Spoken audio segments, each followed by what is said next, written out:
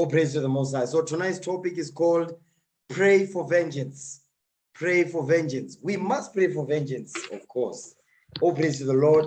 Let's open up with the book of 2nd Ezra, chapter 15, verse 1. 2nd Ezra, chapter 15, verse 1. 2nd Ezra chapter 15, verse 1. Come on. Behold, speak thou in the ears of my people the words of prophecy, which I will put in thy mouth, saith the Lord. So now this is our forefather, the prophet Ezra. Okay. The Most High God put the Spirit upon him to deliver this prophecy unto us in these last days. Read again, verse 1. 2nd Ezra chapter 15, verse 1. Behold, speak thou in the ears of my people the words of prophecy, which I will put in thy mouth, saith the Lord. You know what? You know why he's saying what he's saying there? He says, speak thou in the ears of my people the words of prophecy. Give me that in Revelation 13, okay? Revelation chapter 13, verse 9. Watch this. He says, speak thou in the ears of my people. Watch this. Because as a people, we are dull of hearing. That's why he's saying what he's saying right there. Read what you got. Revelation 13, verse 9. Come on. Revelation chapter 13, verse 9. If any man have an ear, let him hear.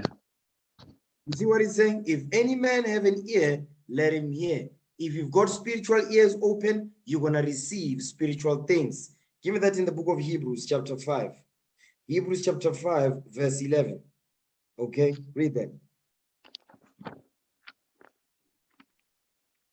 Hebrews chapter 5, verse 11. Read. Of whom we have many things to say, and hard to be uttered, seeing ye are dull of hearing. You see what this was the problem with our people, dull of hearing. It was back then, so it is today. Okay, now give me Luke chapter 9, verse 44, because this is what Christ said. Why? But the reason why he kept saying this, he that hath an ear, let him hear, because our people, we have no faith. Give me that in Luke chapter 9, verse 41 first. Then we're going to jump down to verse 44. Come on. Luke chapter 9, verse 41. And Jesus answering said, O faithless and perverse generation, how long shall I be with you and suffer you? Bring thy son hither. You see what he's saying? He says, O faithless and perverse generation. Who was he talking to? He was talking to our forefathers, the apostles. You understand? So now the apostles, which did great and mighty works back then, they are still doing it today because they are back. But guess what he said to them? He says, O faithless and perverse generation. So if Christ said this about the generations back then, what about us this day? Jump down to verse 44. Come on. Verse 44. Let these sayings sink down into your ears. What did he say? Let these sayings sink down into your ears. He said, let these sayings of his sink down into your ears. If you have ears to hear, you're going to receive spiritual things. You're going to understand what the Spirit is saying. You understand? Come on. For the Son of Man shall be delivered into the hands of men. Because many of our forefathers did not believe this thing. Go, give me that in Deuteronomy 32, verse 20. Deuteronomy chapter 32 and verse 20. Watch this. Come on. Deuteronomy chapter 32, verse 20. Read. And he said, I will hide my face from them. I will see what their end shall be. For they are a very froward generation, children in whom is no faith. You see what he's saying? Children in whom is no faith. Because as a people, we have no faith. That's what the Lord is saying right there. You understand? Because our forefathers, when we left Egypt, when Moses was teaching us the law, guess what? We were rebelling against Moses. Why? Because of what? Lack of faith. Okay? So that's why he said what he said to Ezra. So go back to 2nd Ezra chapter 15, verse 1 again. 2nd Ezra chapter 15, verse 1. Read. Behold, speak thou in the ears of my people the words of prophecy, which I will put in thy mouth, saith the Lord. You see that thing? So if any man hath an ear, let him hear. Come on. Verse 2. Read.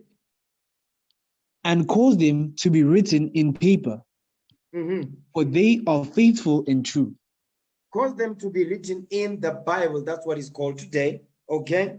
for they are faithful and true, because they are faithful and true, meaning they will surely come to pass. That's what he's saying right there. Give me that in Isaiah chapter 34, verse 16. He says, because they are faithful and true. Everything that's written in this Bible, it has happened. Some has happened already. Now today is history. Some are yet to come to pass. Okay? Give me that in Isaiah 34, verse 16. Read that. Isaiah chapter 34, verse 16. Come on. Take ye out of the book of the Lord and read. Read. No one of these shall fail.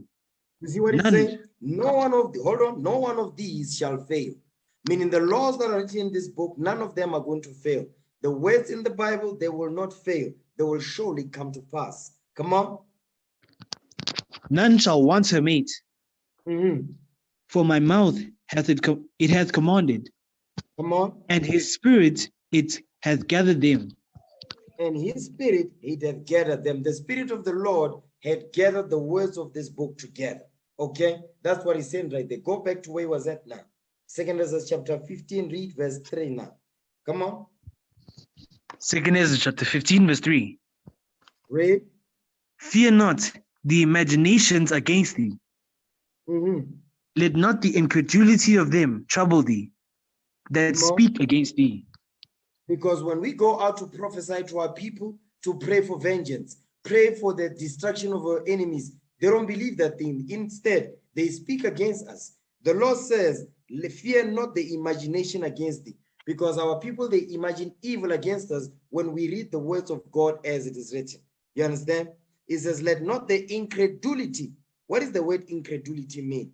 Meaning lack of unbelief. You understand? Doubt.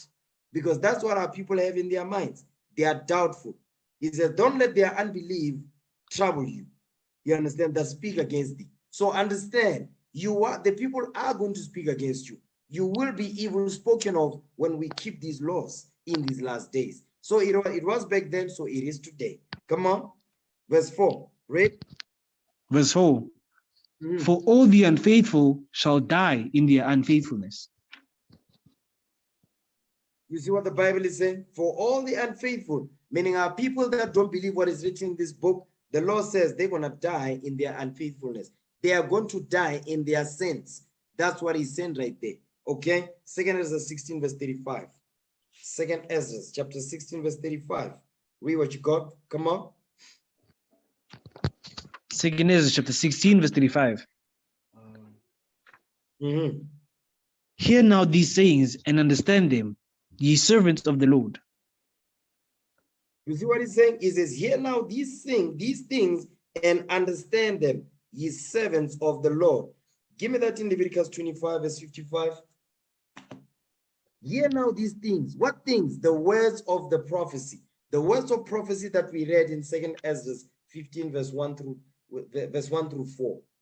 That's the things that we're supposed to understand and hear. Okay? Leviticus 25, verse 55. Read that. Leviticus 25, verse 55. Come on. For unto me, the children of Israel are servants. They are what? Are servants. The children of Israel are servants. We are the servants of the Most High God. Come on. They are my servants, whom I brought forth out of the land of Egypt. I am the Lord your God. He is letting you know who the servants are, the children of Israel, whom, he says, whom I brought forth out of the land of Egypt. I am the Lord your God. Because we was the ones that we was delivered out of Egypt, out of the hand of Pharaoh. You understand? So he's being very specific who he's talking to. Not spiritual Israel, physical people on earth that went into slavery, colonization, and forced migration. Okay? Go back to where was that? 2 Ezra 16, verse 35 again. 2 Ezra chapter 16, verse 35. Read. Hear now these things and understand them, ye servants of the Lord. Ye children of Israel, whom the Lord delivered us out of the hand of the Egyptians. Okay? Read. Behold, the word of the Lord, receive it. Meaning believe it. not. Believe it. It says, behold, the word of the Lord, believe it. That's what it means, receive it. Okay? That's why it says, deliver these words unto them. You understand? Because they are faithful and true. Read again, verse 36. 2nd Ezra chapter 16, verse 36. Mhm. Behold, the word of the Lord, receive it. Believe not the gods of whom the Lord spake. He says, don't believe the gods of whom the Lord spake. What is he talking about? The gods of these other nations. They're so-called gods. Give me that in Psalms, okay? Give me that in Psalms chapter 96. He says, don't believe these gods whom the Lord spake. The gods of these other nations, they are idols, okay? Give me that in Psalms 96 verse 4. Read that. Psalm chapter 96, verse 4. Come on. For the Lord is great and greatly to be praised. He is to be feared above all gods. He is to be feared above all gods. So the Lord is letting you know, he says, that's why he says, believe not the gods of whom the Lord spake. That's what we're reading here. Come on. For all the gods of the nations are idols, but the Lord made the heavens. You see what he's saying? For all the gods of the nations are idols. Meaning what? They are dumb idols. They have no breath, you understand? And yet the nations believe on those idols, and our people are following behind them. You understand? Sacrificing unto devils and not to the Most High. Okay? Go back to 2nd Ezra chapter 16, verse 36. The reason why we're bringing this out is that our people don't believe this Bible.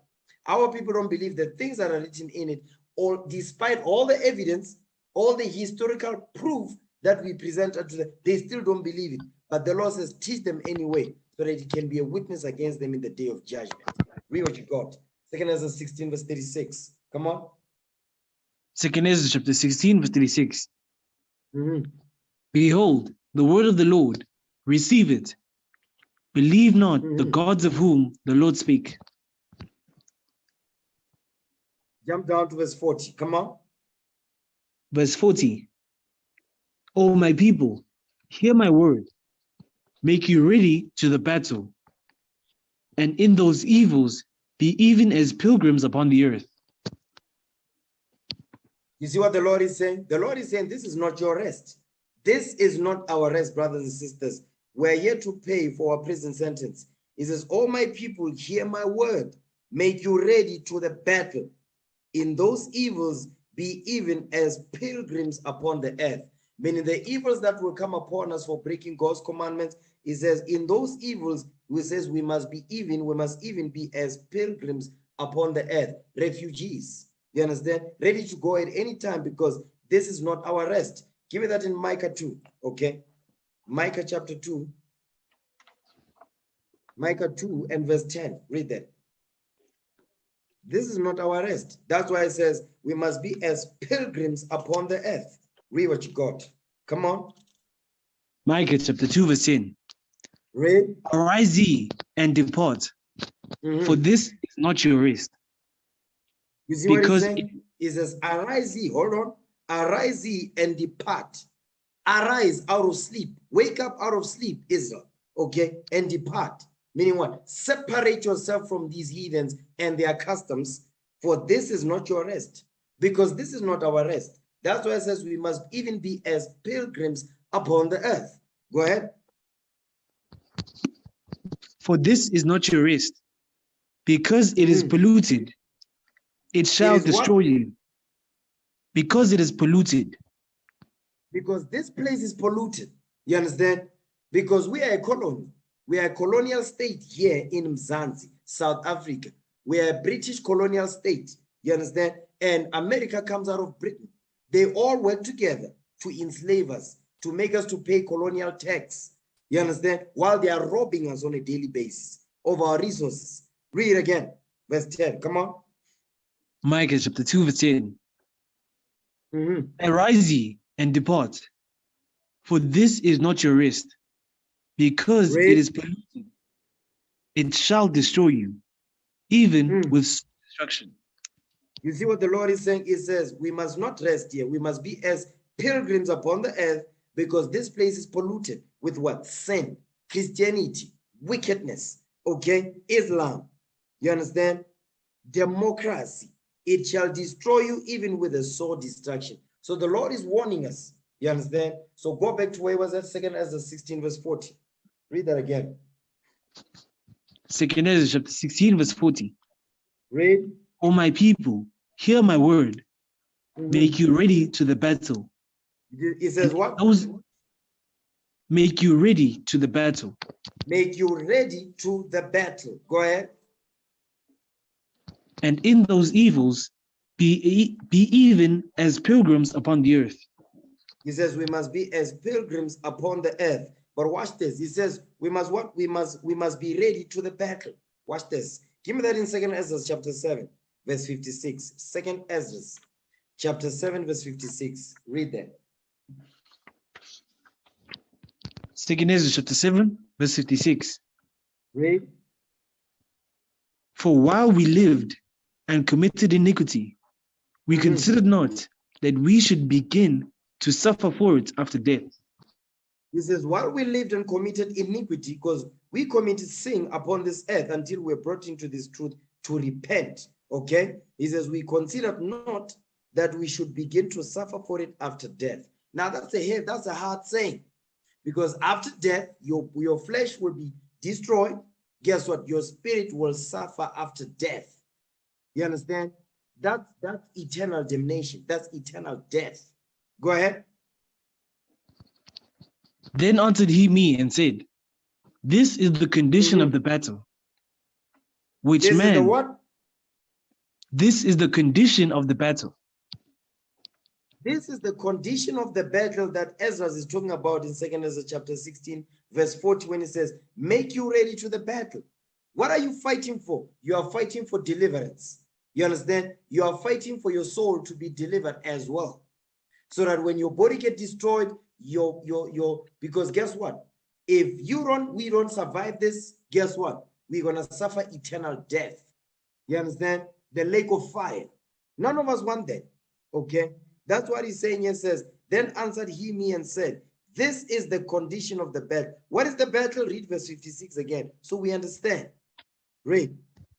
2 Ezra chapter 7, verse 56.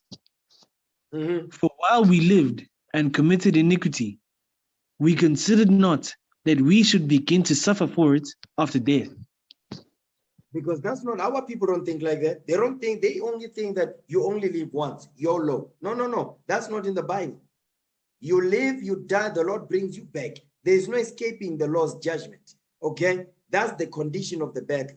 You commit sin, you think that you're not going to be judged when you die. Guess what? The Lord will bring you back. In the day of the final judgment, you are going to be resurrected and the Lord will judge you on that day.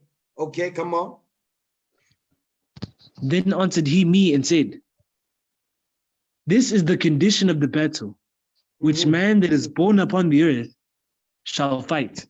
When it says man that is born upon the earth, is talking about a man that is born again. A man that is born again. When you are born again, this is the battle that you're going to have to fight. Okay? Come on. That if he be overcome. No. If he be overcome by what? The sins. You understand? Meaning it does not overcome the sins that he's dealing with. But if he be overcome by those sins, read. He shall suffer, as thou hast said. As thou hast said in verse 56. Come on. But if he get the victory, he shall receive the thing that I say. So the victory, what is the victory? The kingdom of heaven on earth. Come on. For this is the life whereof Moses spake unto the people while he lived, saying, choose thee life, that thou mayest live. You see what he's saying? So the life that Moses gave unto us was the what? The commandments. Moses gave us the commandment, which was the life. You understand? It says, while he lived, saying, choose thee life, okay, that thou mayest live. God's commandments give us life. If you read Proverbs 7, verse 2. Go ahead. Nevertheless, they believed not him. You see what they did? No. Our people don't believe. They did not believe the prophets back then. They don't believe the prophets today. Okay? Read. No, yet the prophets after him. No, me, which have spoken unto them. Read. that there should not be such heaviness in their destruction, as shall be joy over them that are persuaded to salvation. So the people that are going to have joy is those that are what? Persuaded to salvation. Because when we go out there, we persuade our people to come into this truth. We persuade our people to repent and keep God's commandments so they can get the kingdom. Right now, that's what we're doing. That's the grace period. You understand? The Lord is using the prophets as a what? To pacify the Lord's wrath over the people. Like he did aforetime, he's doing it this day. Okay? Go back to where was that? 2 Ezra 16 verse 40. Read.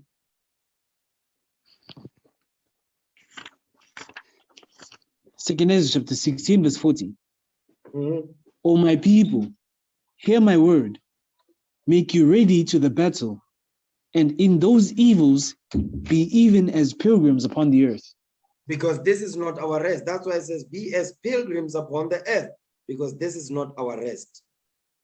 Because what Ezra is going to go over is the judgments that will come upon us for breaking God's laws. You understand? Jump down to verse 42 now. Okay, come on. Verse 42.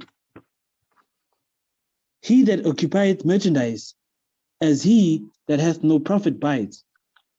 Read. And he that buildeth, as he that shall not dwell therein. Now, this is a heavy statement right here. Remember, this is the judgments that will come upon us for breaking God's commandments. We will be scattered around the world, you understand? But he says, as part of God's judgments, if we do not obey that which is written, it says, he that occupieth merchandise, as he that hath no profit by it. Meaning you occupy, you have merchandise, that means you have resources and so forth, but you're not going to profit by those resources that you got. And he that buildeth, as he that shall not dwell therein. You're going to build houses, but you will not dwell in those houses. Somebody else will. Somebody else will take them from you. Okay, watch this. He that occupieth merchandise, as he that had no profit by it. I want to deal with that just for a second. Watch this. Give me the book of Micah chapter 2 verse 2. Okay, because somebody else will come and occupy merchandise. That means we will own merchandise. You understand? Give me that in Micah 2. Micah chapter 2. Before you get Micah, give me Deuteronomy 20 verse 33. I think I want to start there. Deuteronomy 20 verse 33. I want to show you something this day. Pay attention. Okay, Deuteronomy 20 verse 33. Read. Deuteronomy chapter 28 verse 33. Come on. The fruits of thy land and all thy labors shall a nation which thou knowest not eat up. Come on. And thou shalt be only oppressed and crushed always. It says, we shall be only oppressed and crushed always. Read that thing again, verse 33. Deuteronomy chapter 8, verse 33. The fruits of thy land and all thy labors shall a nation which thou knowest not eat up, and thou shalt be only oppressed and crushed always. So now he's saying the fruit of our lands, okay, this is part of the judgment. The fruit of our lands and all thy labors shall a nation which thou knowest not eat up, and thou shalt be only oppressed and crushed always. So now you might be thinking, why am I going over this? But yet the topic says pray for vengeance. Just pay close attention. It says the fruit of our land and all our labors. Now think about this here. The fruit of our lands, as we know, is the mineral resources that we have upon the land. That also goes into the fruits and veggies, you understand? But it also, most importantly, goes into what? The mineral resources upon earth, your gold, your diamonds, your timber, and so forth, okay? But the question you have to ask yourself is this, right? It says the fruit of our land shall all our labors shall another nation come and eat it up, and we're going to be oppressed and crushed always. Watch this. Give me the book of Micah 2 verse 2, because this man, who's this going into? This is the white man. The Dutch, the British, the French, the Portuguese, and so on. That's them, mainly, primarily, okay? Micah 2 verse 2. The fruit of our land. The fruit of our land is the resources. The land question, that's what I want to deal with in a second. Okay, read that. Micah 2 verse 2. Watch this. Micah chapter 2 verse 2. And they covet fields and take them by violence, and houses and take them away. Okay, read verse 2 again. Micah chapter 2 verse 2. And they covet fields and take them by violence, and houses and take them away. So they oppress a man and his house, even a man and his heritage. So now this is Micah prophesying on what would the white men do in these last days. Okay, he's talking about the Assyrians, but he's also going into the white men in these last days. He says, and they covet fields and take them by violence, and houses and take them away. So they oppress a man and his house, even a man and his heritage. You see that part right there when it says a man and his heritage? They covet fields. The fields is the land. You understand? Remember what we read in Deuteronomy 28. It says the fruit of thy land. I want to deal with the land. The fruit of thy land, okay, and all thy labors shall a nation which thou knowest not eat up, and thou shalt be only oppressed and crushed always. How would they get access to the fruit of the land? Access to the land, they would take the land by violence. You understand? But the question you have to ask yourself, how did this white man know to come here? Why didn't he go to China? Why didn't the white man go to America, for instance? No, but he did go to America. But from that time unto this day, primarily, they are here on the continent of Africa. How did he know? How does he know that this right here is the fattest land on the planet Earth? How does he know that? Because remember, it says, read that again, verse 2. Pay close attention here, okay? Read. Micah chapter 2, verse 2. Read. Woe to them that devise iniquity. No, verse 2, come on. Micah chapter 2, verse 2. And they covet fields and take them by violence, and houses and take them away. So they oppress a man and his house, even a man and his heritage. So now the question is, yes, it says the white man coveted our fields. Because he's got the spirit of covetousness. He's greedy, okay? So the Lord says they covet our fields and take our fields, our lands, by violence. They didn't vote. You understand? They didn't negotiate for it. They came and took them by violence, guns blazing, okay? And houses and take them away. So they oppress a man and his house, even a man and his heritage. The question is, how did he know? How did he know to come to this place and to remain here, you understand, and enrich himself? How did he know the riches that are sitting on this land? How does he know? You understand? Because we're in South Africa, but he's all over the continent. He's in the Congo, okay? He's in Nigeria, you understand? So he's on the continent. He's in Namibia, okay? He's in Gabon, okay? You understand? He's in Mozambique. He's here in South Africa as well. Now watch this. Give me the book of Genesis, okay? Give me Genesis 2, verse 10. Let me show you how this white man knew. How did he know? How did he know to come here and to stay and remain here and set up shop here and take over? How did they know? Okay, read that. Genesis chapter 2. Genesis 2, verse 10 for me. Read that. Genesis chapter 2, verse 10. Come on. And the river went out of Eden to water the garden. And from thence it was parted and became into 4 heads. So now it says there's a river that went out of Eden to water the garden, and from thence it was parted and became into 4 heads. Now watch this. This river right here, it says it went out of Eden. Where is the Garden of Eden at? Give me that in Galatians 4:26 real quick. Galatians 4, verse 26. Okay. Galatians 4. Let's read that. The Most High is going to tell us where the Garden of Eden is. Okay. Watch this. Galatians 4, verse 26. Read what you got. Galatians chapter 4, verse 26. Read. But Jerusalem, which is above, is free, which is the mother of us all. So Jerusalem is our motherland. That's the birthplace of Adam and Eve. Okay. Jerusalem. Jerusalem is where the Jerusalem, guess what? That's where the Garden of Eden is. The Garden of Eden is. The Garden of Eden sitting in the heart of Jerusalem. Understand that. Watch this. Give me that in Ezekiel 36, verse 35. Okay.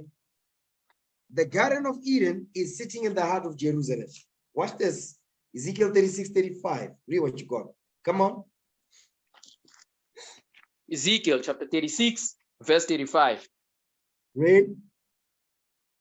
And they shall say, this land that was desolate is become like the Garden of Eden.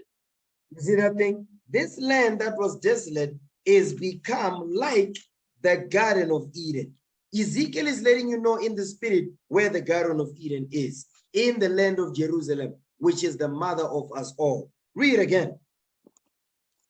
Ezekiel chapter 36, verse 35. And they shall say, this land that was desolate is become like the Garden of Eden. And the waste and desolate and ruined cities are become fenced and are inhabited. That's when we're going to go back into the land, when the land is going to be in its glory, because we will be in our glory. Okay, so go back to Genesis 2, verse 10. Because the white man, they read the book. They read our book. They know where the best gold is sitting at. They know what's sitting on this continent because it's written in the Bible. That's how they knew that this is the place right here. That's why they came here. Read that again. Genesis 2, verse 10. Read it. Genesis chapter 2, verse 10. You know what? Hold this. Give me Ezekiel 20. Ezekiel 20, verse 6. Okay? Because I want to show you something about this place. I want to show you something about this continent that the white man knows. Watch this. Ezekiel 20, verse 6. Read that. Ezekiel chapter 20, verse 6. Come on.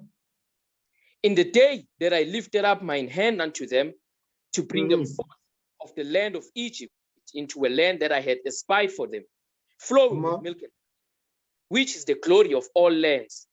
Which is the what? Which is the glory of all lands. So guess what? Jerusalem is the glory of all lands. Why is it the glory of all lands? Because the Most High God, that's the land he chose. You understand? That's his favorite land. Okay? That's his favorite piece of real estate on earth. Jerusalem. Read again. Ezekiel chapter 20, verse 6. Come on. In the day that I lifted up mine hand unto them to bring them forth of the land of Egypt into a land that I had espied for them, flowing with honey, which is the glory of all lands. So Jerusalem, it says, is the glory of all lands on earth. That's the best land on earth. You understand? Watch this. Where's Jerusalem? Jerusalem is on the continent of Africa, northeast. Okay, watch this. Give me the book of Deuteronomy chapter 8, verse 7. Deuteronomy chapter 8 and verse 7. I want to show you something about this land. You understand? Watch this. You know, I'm jumping ahead. I'm getting ahead of myself. Okay, go back to Genesis 2. Go back to Genesis 2. We're going to go back to Deuteronomy 8. Okay. Genesis 2. Watch this. We know that the Garden of Eden is in the heart of Jerusalem. Watch this. Genesis 2, verse 10. Let me slow down a little bit. Okay. Read that. Genesis chapter 2, verse 10. Come on. And a river went out of Eden to water the garden. And from thence it was parted and became into 4 heads. So you have this river that came out of Eden. Eden is in the heart of Jerusalem, which is the what? The mother of us all.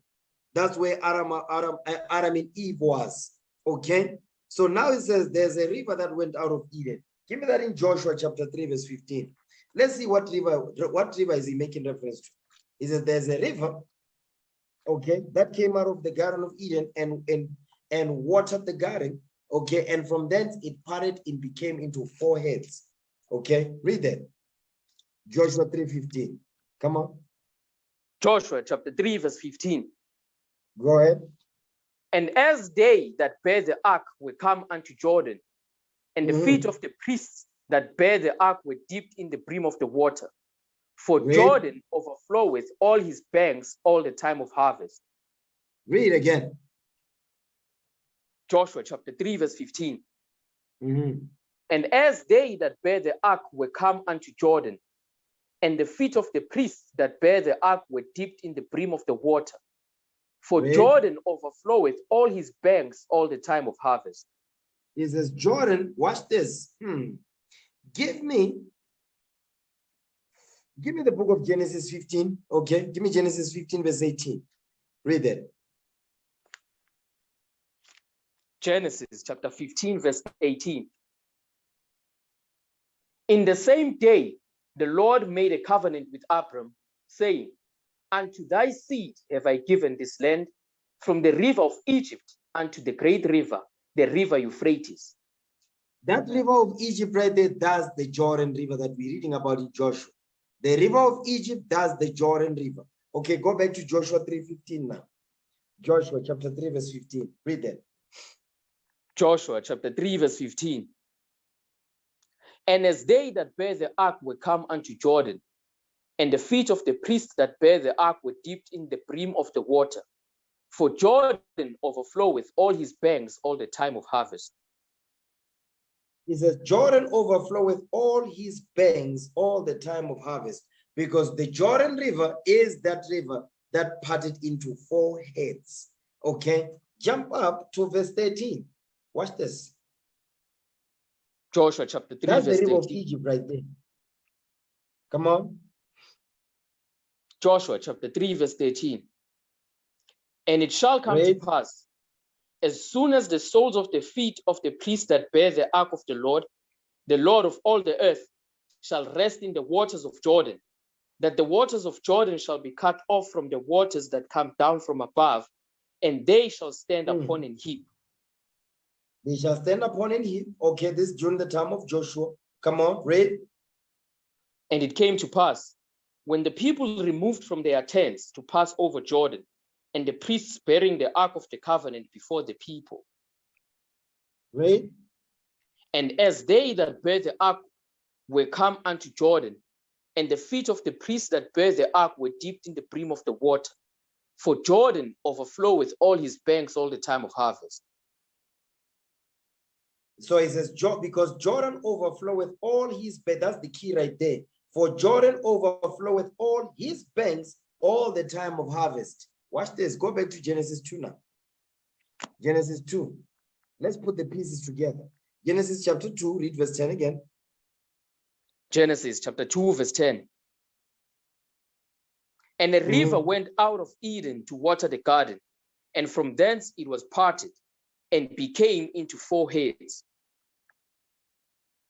So this river that went out of Eden to water the garden, it says from thence it was parted and became into 4 heads, because Jordan overfloweth all his banks during the time of harvest. Watch this, next verse. Come on.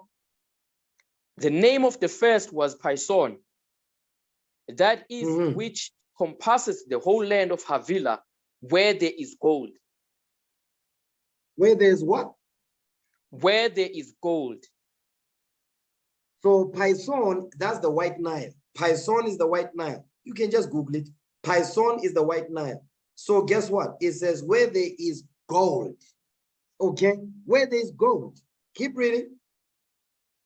And the gold of that land is good. There is bdellium and the onyx stone. Read that again, verse 12. Genesis chapter 2, verse 12.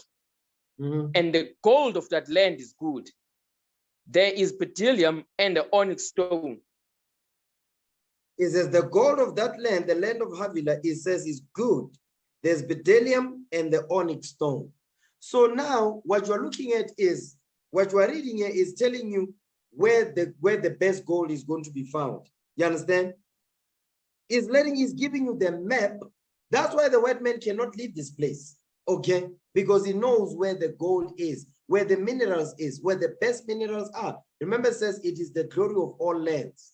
From Jerusalem all the way down deeper into the continent of Africa. How does he know to go deeper? Remember, 1948, where are they at? They put bastards in our land. Okay. Before that, the Berlin Conference, let me step back a little bit. But you notice when you read the scriptures, right? Let me just put it like this. When you read the scriptures, when there was a famine, where did the Lord send us? In Egypt. You understand? When there was a famine, always the Lord said, no, go down to Egypt. Go down to Egypt and so forth. Okay? Whenever everybody was lacking, you will always find food on the continent. Why? Because there's minerals here. You understand? So the white man knows that. He understands that.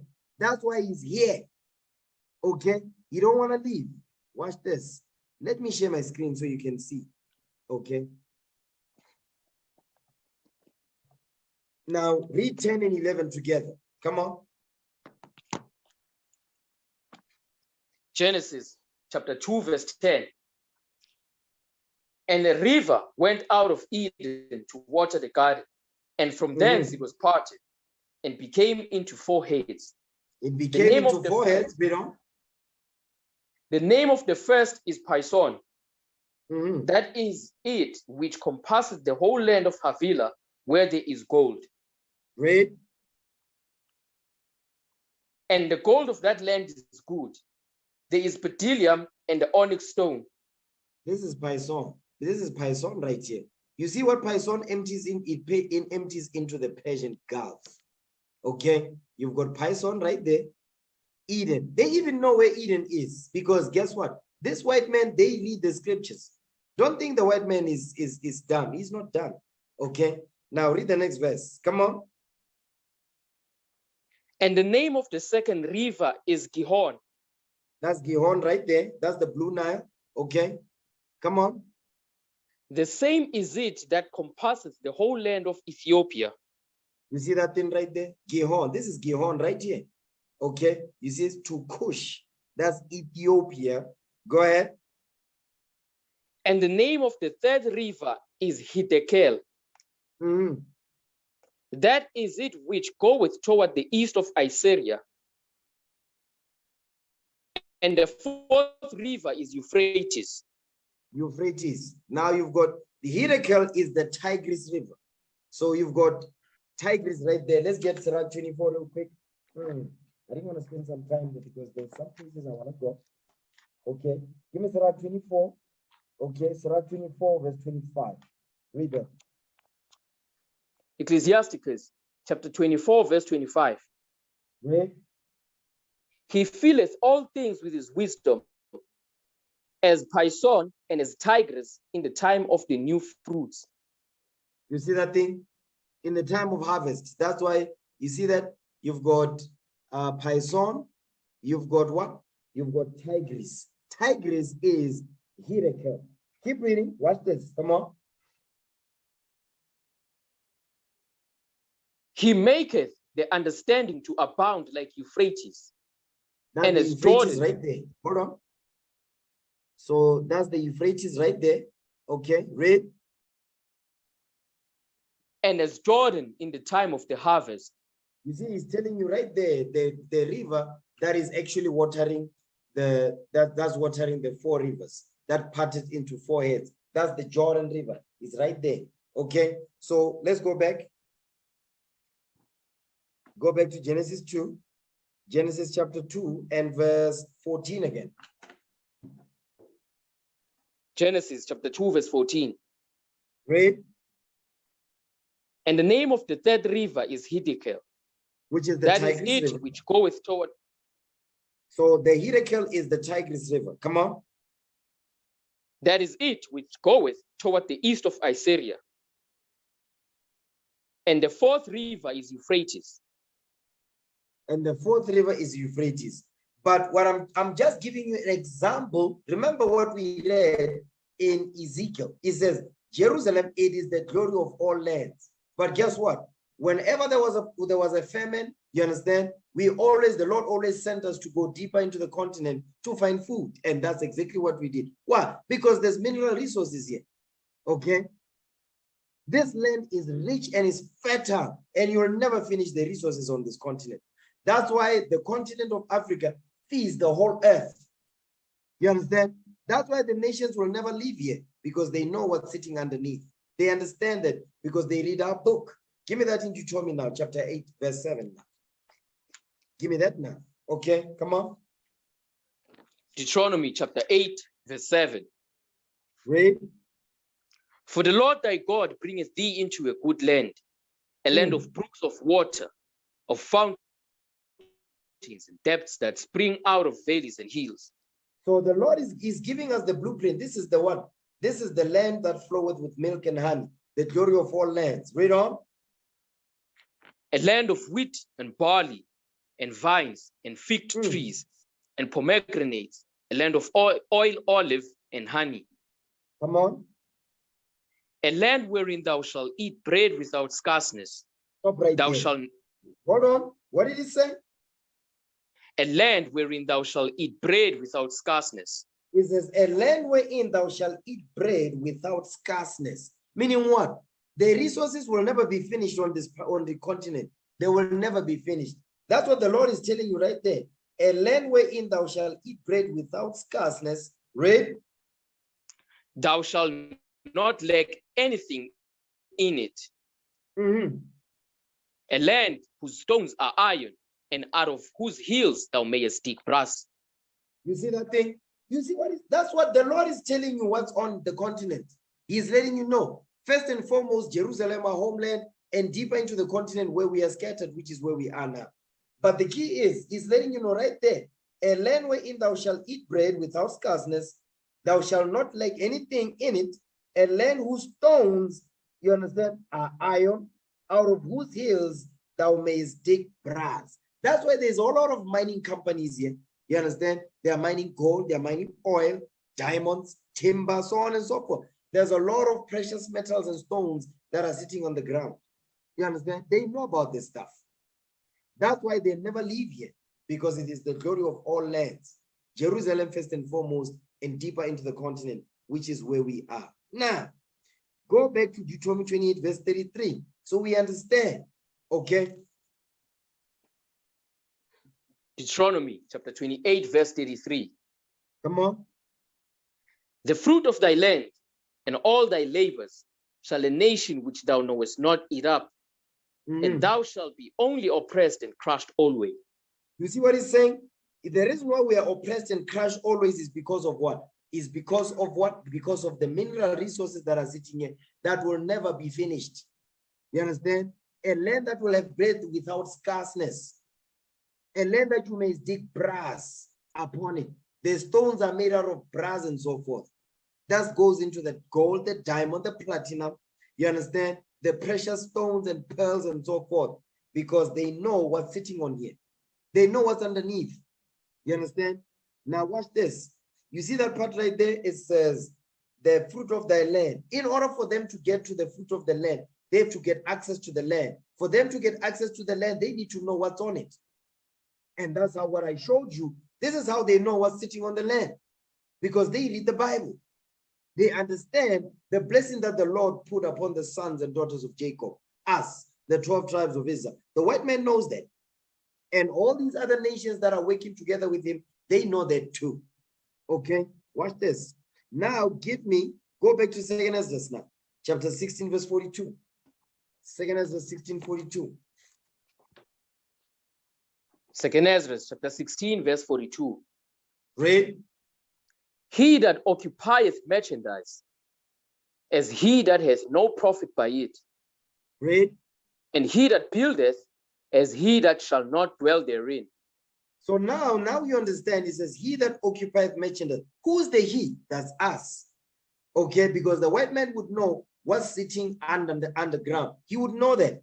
You understand? He that occupieth merchandise, we occupy merchandise. Where's the merchandise sitting? Underneath, underground. Okay, that's why the Oppenheimers now, they made a law. If you find gold in your house, they own it. It's theirs. You see that? What is that called? That's called greed. Okay, that's called covetousness. The Oppenheimers, that's the law they have. You find gold in your house, any precious mineral, it says belongs to them. Okay, watch this. Now, he that occupies merchandise, let's deal with that merchandise. Go back to Micah 2, verse 2. I want to show you something about that merchandise, because we occupy the merchandise which is sitting underneath the earth. Okay, watch this. Give me that in Micah 2, verse 2. Go back there. Micah 2, verse 2. Micah chapter 2, verse 2. Come on. And they covered fields and take them by violence, and houses Read. and take them away. So they oppress a man and his house, even a man and his heritage. They oppress a man and his house, even a man and his heritage. The heritage is, that's the merchandise. The heritage, that's part of the merchandise. Why? Because the resources, the minerals, the fruit of the land, that's part of our heritage. Okay, watch this. Give me that in Revelation 18, verse 11.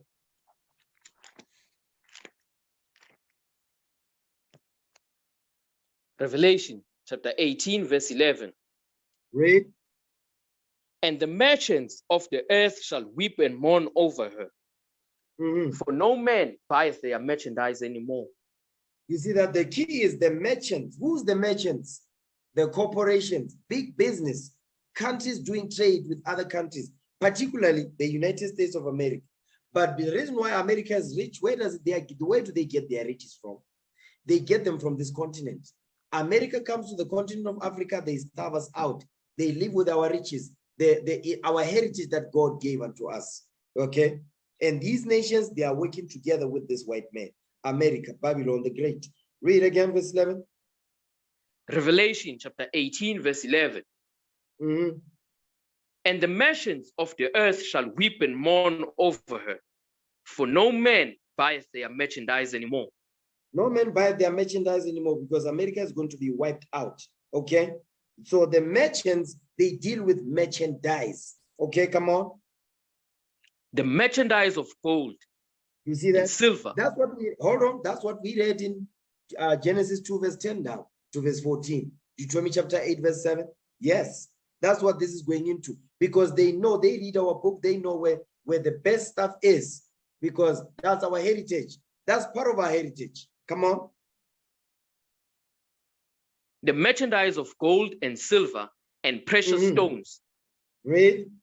And of pearls and fine linen and purple and silk and scarlet and all fine wood and all manner of vessels of ivory and all manner of vessels of most precious wood and of brass and iron and marble. You see what? Remember, it says the stones are made of brass. That's what we read in Deuteronomy chapter 8, verse 7 down. Read. And cinnamon and odors and ointments and frankincense and wine and oil and fine flour and wheat and beasts and sheep and horses and chariots and slaves and souls of men. And chariots and slaves and souls of men. So guess what? These were the merchants in verse 11. They deal with merchandise in verse 12, including slaves and souls of men, meaning the minds of the people.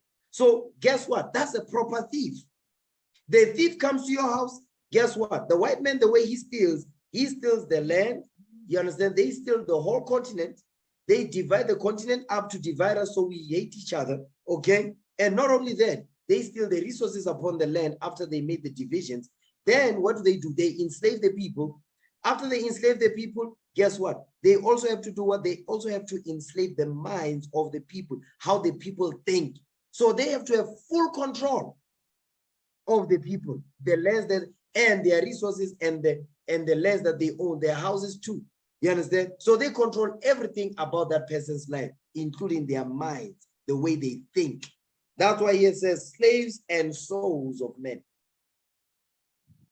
You understand? Read. And the fruits that thy soul lusted after are departed from thee. And all things which were dainty and goodly are departed from thee. And thou shalt find them no more at all. Because who will have them? They will be in our enemies' hands. Mainly, the main thief on this earth, the white man. Go ahead. The merchants of these things, which were made rich by her, shall stand afar off for the fear of her torment, weeping and wailing. Because guess what? America is going to be destroyed. They are going to be weeping and wailing because no longer will they do business with her because they will be made rich. Through what? Through all the gold, the diamond, the precious metals, and so forth. The merchandise that America has stolen from this continent and everywhere else he goes. But mainly from this continent, because this is the richest continent on earth. You understand? That's why the white man does not live here. You understand? He leave the people in an impoverished estate. That's why we're poor. And guess what? He make you work for your own merchandise and he sell that merchandise to you. And he pays you peanuts. And you take that money, you go back to him because he controls everything. He controls trade, he controls business, he controls access to food and water, housing, jobs, clothing, everything. Even the way you think, he controls that too. You understand? That's the thief. That's the type of thief that the white man is. You understand? Watch this. Now, give me the book of 2 Ezra, chapter 16, verse 46. 2 Ezra 16, verse 46. I'm going over this so you can understand how the Lord is going to bring forth vengeance, which the Lord is commanding us, pray for vengeance. Because of these things that I'm showing you is the things that these nations are doing, particularly the main thief on this earth, which is the white man. Read what you got. And all the other nations, they are accomplices. You understand? They are guilty by association because they are dealing with him, okay? And they are in agreement with him, okay? Read. 2 Ezra 16, verse 46. Read that. 2 Ezra, chapter 16, verse 46. Read. For strangers shall reap their fruits and spoil their goods. Hold on. Who's the stranger? The white man is the stranger. They are the alien. They are the real alien on this earth. It says, for strangers shall reap their fruits. You understand? Who are the strangers? The white man and all his European allies. They are the strangers. He says they're going to reap our fruits. They're going to take our houses, our lands, and our fruits, our resources by violence. Okay, come on. Overthrow their houses. No. And spoil their what? 2 Ezra chapter 16, verse 46. Come on. For strangers shall reap their fruits and spoil their goods. And spoil their goods. So the stuff that we have, the white man will come and spoil it. They took everything of ours. That's why it says he oppressed a man and his house, even a man and his heritage. Okay, come on. Overthrow their houses and take their children captives. For in captivity and famine shall they get children. Now we are in slavery, enslaved by these strangers that took our fruits from us by violence. You understand? They stole our goods, they overthrew our houses, they kicked us out of our houses and took our children captives. Now it says, because in captivity and famine, now you are enslaved and you are poor. He says, that's why we're going to beget children. That's what you are seeing right now. We keep multiplying. Why? Because we're stressed out. You understand? Your black man is stressed out. You like to have sex. That's why we are so many upon the land. You understand? He says, in captivity and in famine, we shall beget our children. Read on. Come on. And they that occupy their merchandise with robbery. You see that thing? So how did the Lord is telling you how the white man got access to all the riches he's got? Through robbery, because he's a thief. Read. The more they deck their cities, they their decorate their cities. They rob us. They rob us of our merchandise that we read in Revelation 18, verse 12 down. Okay, they rob us of our merchandise, and they take our merchandise. They decorate their cities with that merchandise. The gold, the diamond, the platinum. You understand? Europe don't make no gold. Europe they have no natural resources. That's why it's called a bottomless pit. They have no resources in Europe. Where do they get them from? Where does the Queen of England have all those gold bars? Where do they get them from? They get them from here, the continent, South Africa. Okay, because we produce one of the largest golds here on earth. Okay, come on. The more they deck their cities, their houses, their possessions, and their own persons. And their own persons. That's why they be wearing gold, they be wearing bracelets, they be wearing diamond rings and so forth, crown full of gold and diamonds and so pearls. Where do they get them from? The continent. Okay, read. The more will I be angry with them for their sin, saith the Lord. Now that's the part we want to deal with. Read that part again. 2 Ezra chapter 16, verse 48. Come on. The more will I be angry with them for their sin, saith the Lord. So the Lord says he's angry with the white man. What is the sin? Covetousness. That's their sin. Covetousness, they covet our lands, our resources. They covet the people too. That's why they enslaved us. Now, not only that, they covet our minds too. They enslaved our minds too. So he doesn't just steal, listen, he steals everything. Okay, watch this. Now, let's go to this article, okay? Let's go to this article real quick.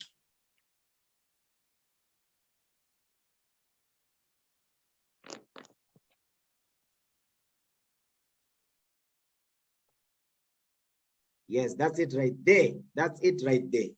Let me share my screen real quick. Hold on. Was I sharing my screen the whole time? Yes, sir. Oh, praises. Okay, now I need you to read that. The Scramble for Africa, that's the Guardian. Okay, read that. Scramble for Africa. As the industrial powers race to extract the continent's natural resources to feed their own consumption, they are fostering environmental degradation, corruption, and human rights abuses. So report. watch this. Hold on. So the objective of the scramble was what? He says what? To extract the continent's natural resources to feed their own consumption, meaning to feed their own people. You understand? To make themselves rich. He says they are fostering environmental degradation. What does that mean? Because when they be digging in the earth to get the gold, the diamonds, the oil, they are guess what? They leave those countries that they rob them of our resources in a decayed state. I'm gonna prove what I'm saying. It says corruption and human rights abuses. Because in order for them to do this, they have to leave the country in an impoverished state. Watch this. Give me the book. Give me the book of Habakkuk chapter 2. Give me Habakkuk 2. Okay. Habakkuk chapter 2. Because our forefather, the prophet Habakkuk, he made mention of this thing. Watch this. Habakkuk chapter 2, start at verse 4. Read that. Habakkuk chapter 2, verse 4. Come on. Behold, his soul which is lifted up is not upright in him, but the just shall live by his faith. You see what the Bible is saying about the white man? It says, behold, his soul which is lifted up in him is not upright in him. Okay? He's going to tell you. Read verse 5. Come on. Yea, also, because he transgresses by wine, he is a proud man. Hold on. This white man, he sins by lies, philosophies, policies. Okay? He transgresseth by wine. Read. He is a proud man. Neither keepeth at home, who enlarges his desire as hell. Come on. And is as death, and cannot be satisfied. But gathereth unto him all nations, and heapeth unto him all people.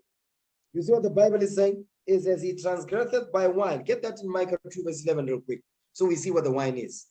This white man, he transgresses by wine, by lies. Okay?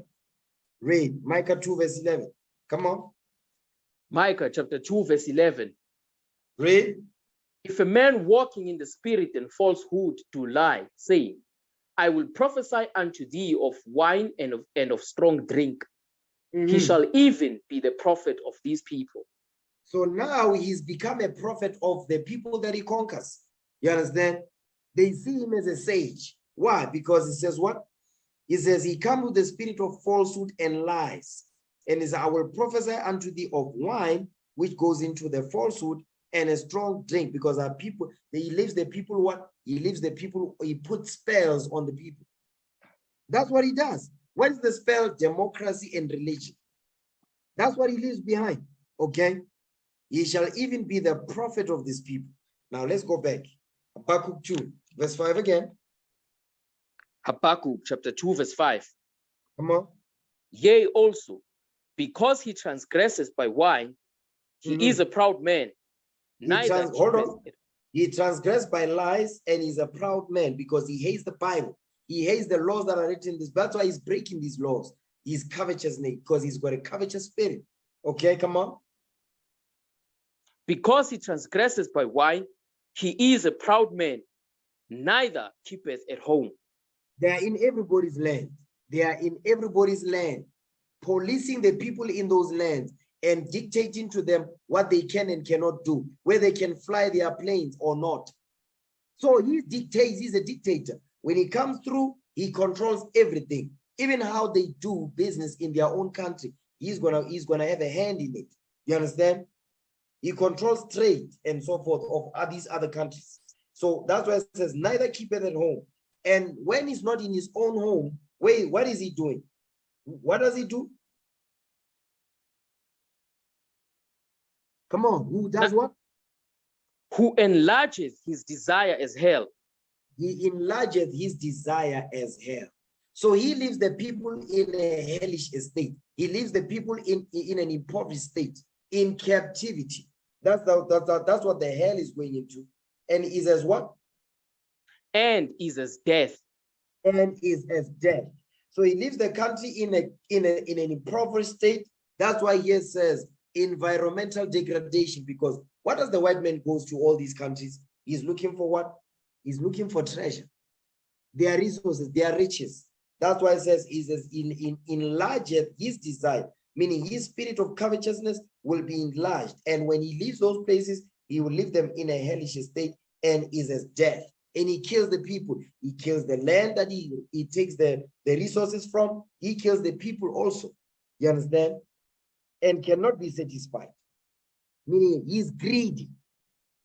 That's what the Lord is telling you. And he doesn't care who he destroys when he does it. Give me that in Revelation 6 and 5.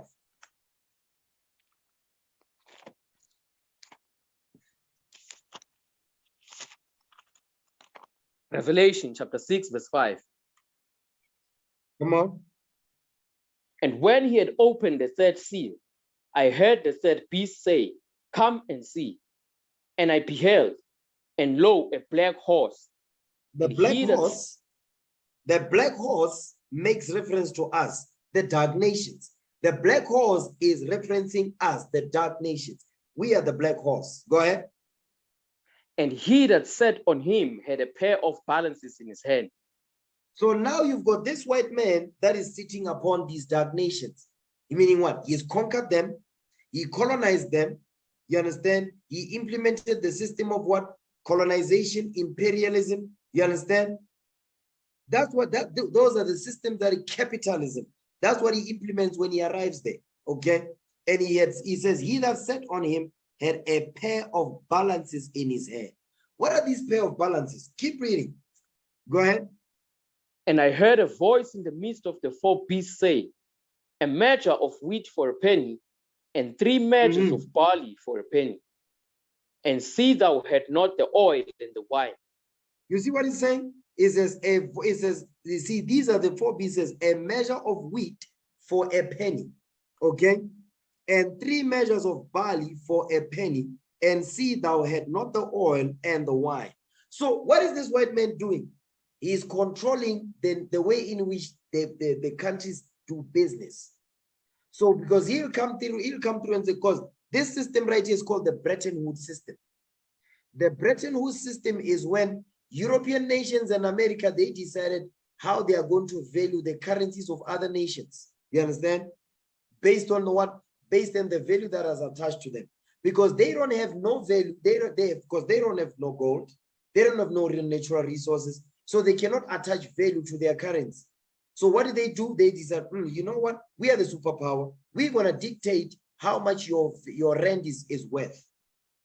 But our rent, what makes our rent to be worth is because of the resources, the gold that is attached to it. They say, no, we're going to decide how much it's worth, and you don't have a say. But guess what? They boost their dollar. The dollar is high. The pound, you understand that?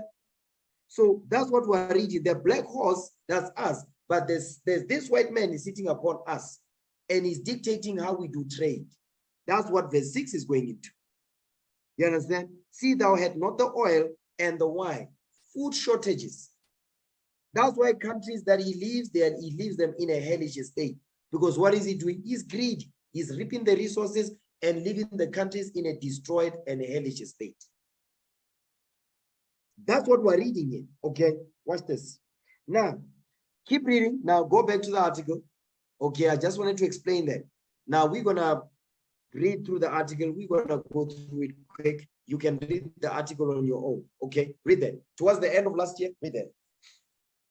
Towards the end of last year, at Cape Town's swanky Victoria and Alfred waterfront, businessmen and African politicians networked and closed deals. They were attending Africa Oil Week, a key annual event that attracts the energy sector's biggest players, such as ExxonMobil, Shell, and Chevron. One candidly named conference session, the Scrabble for Africa, suggested. So the scramble for Africa didn't end during the time of Bismarck. No, it continued. Okay, read. The scramble for Africa suggested the motives of those attending to profit from the continent's wealth of natural resources. The reason why the white men cannot leave this place is because of what?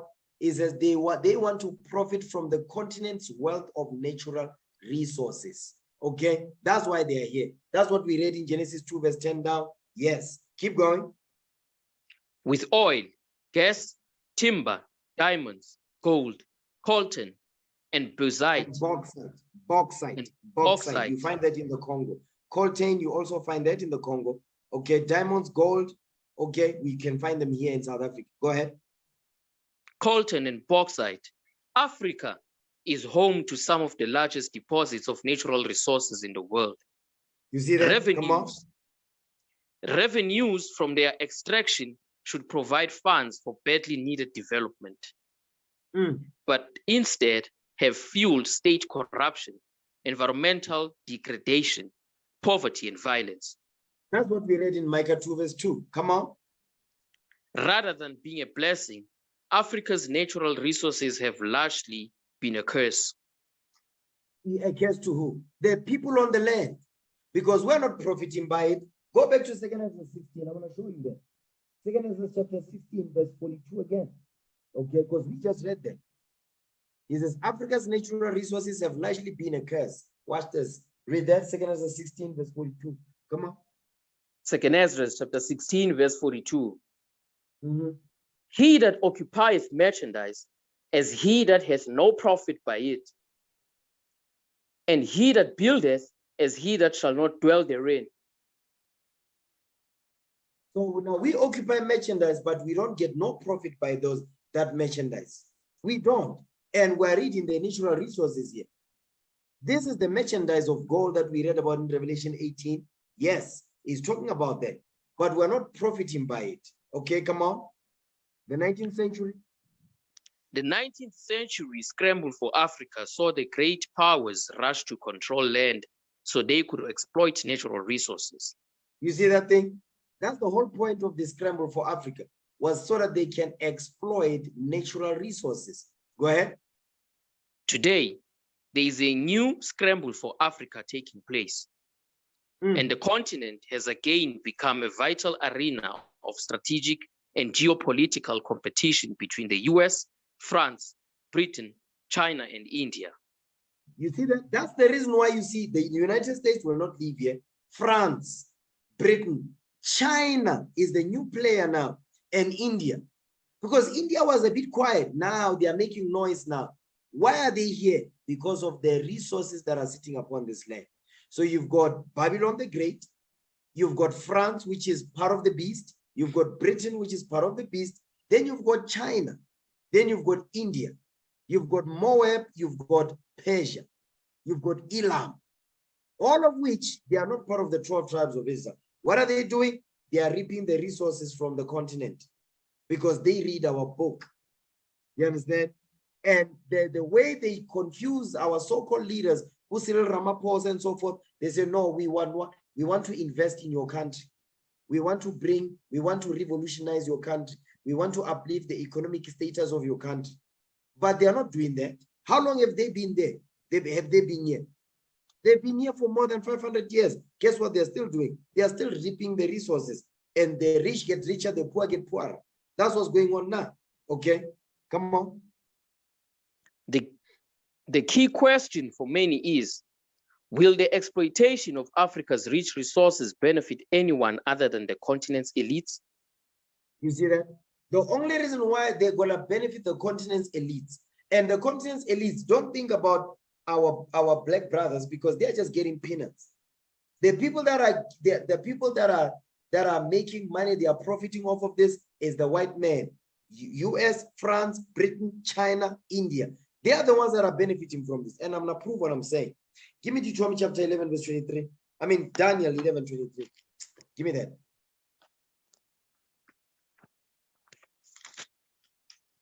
Daniel chapter 11, verse 23.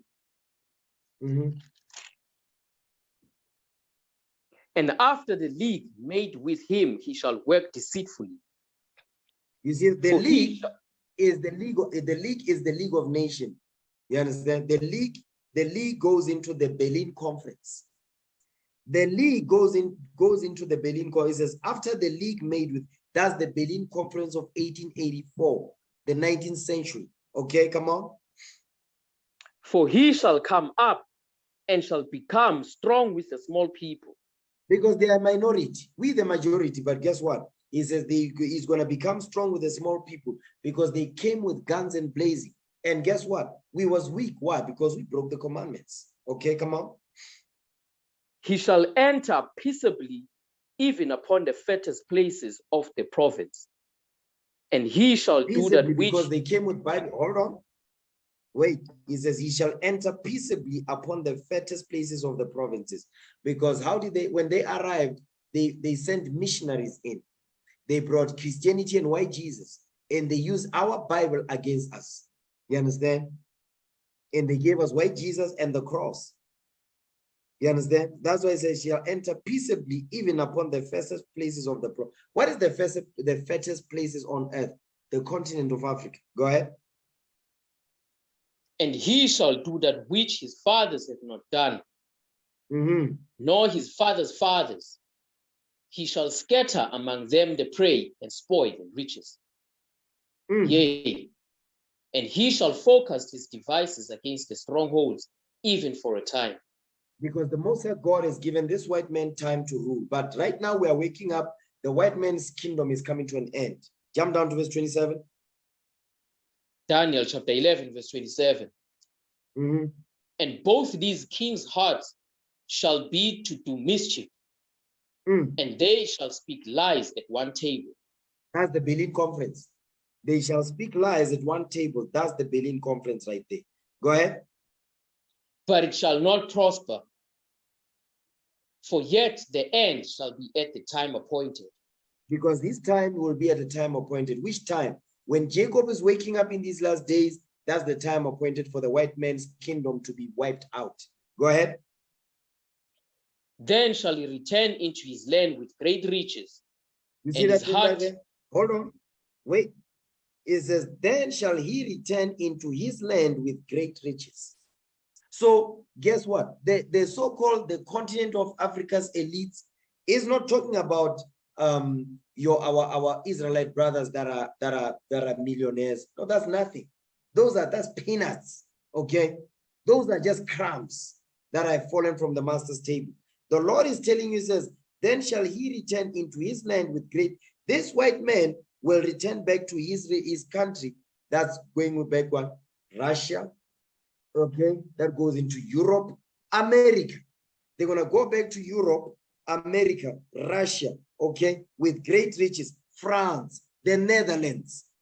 Look at the Netherlands. You've got the dukes and the duchess over there. They don't produce no gold. They don't produce no natural resources. That's the bottomless pit. So where they're getting all these riches from? They're getting from this continent, robbing us of our resources, enslaving the people upon the land. So that's why it is telling you right there. Then shall he return unto his land with great riches. The reason why I'm stressing this is because a lot of the times you hear when our brothers that are activists in the world and so forth, politics and all, they'll be talking about this stuff, right?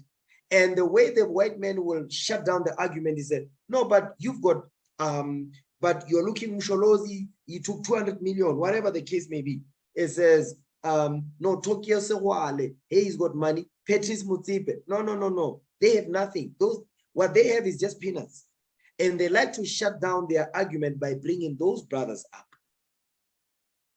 But the Lord is telling you right here is that this white man will return into his land with great riches. And he's going to leave the people in an impoverished state.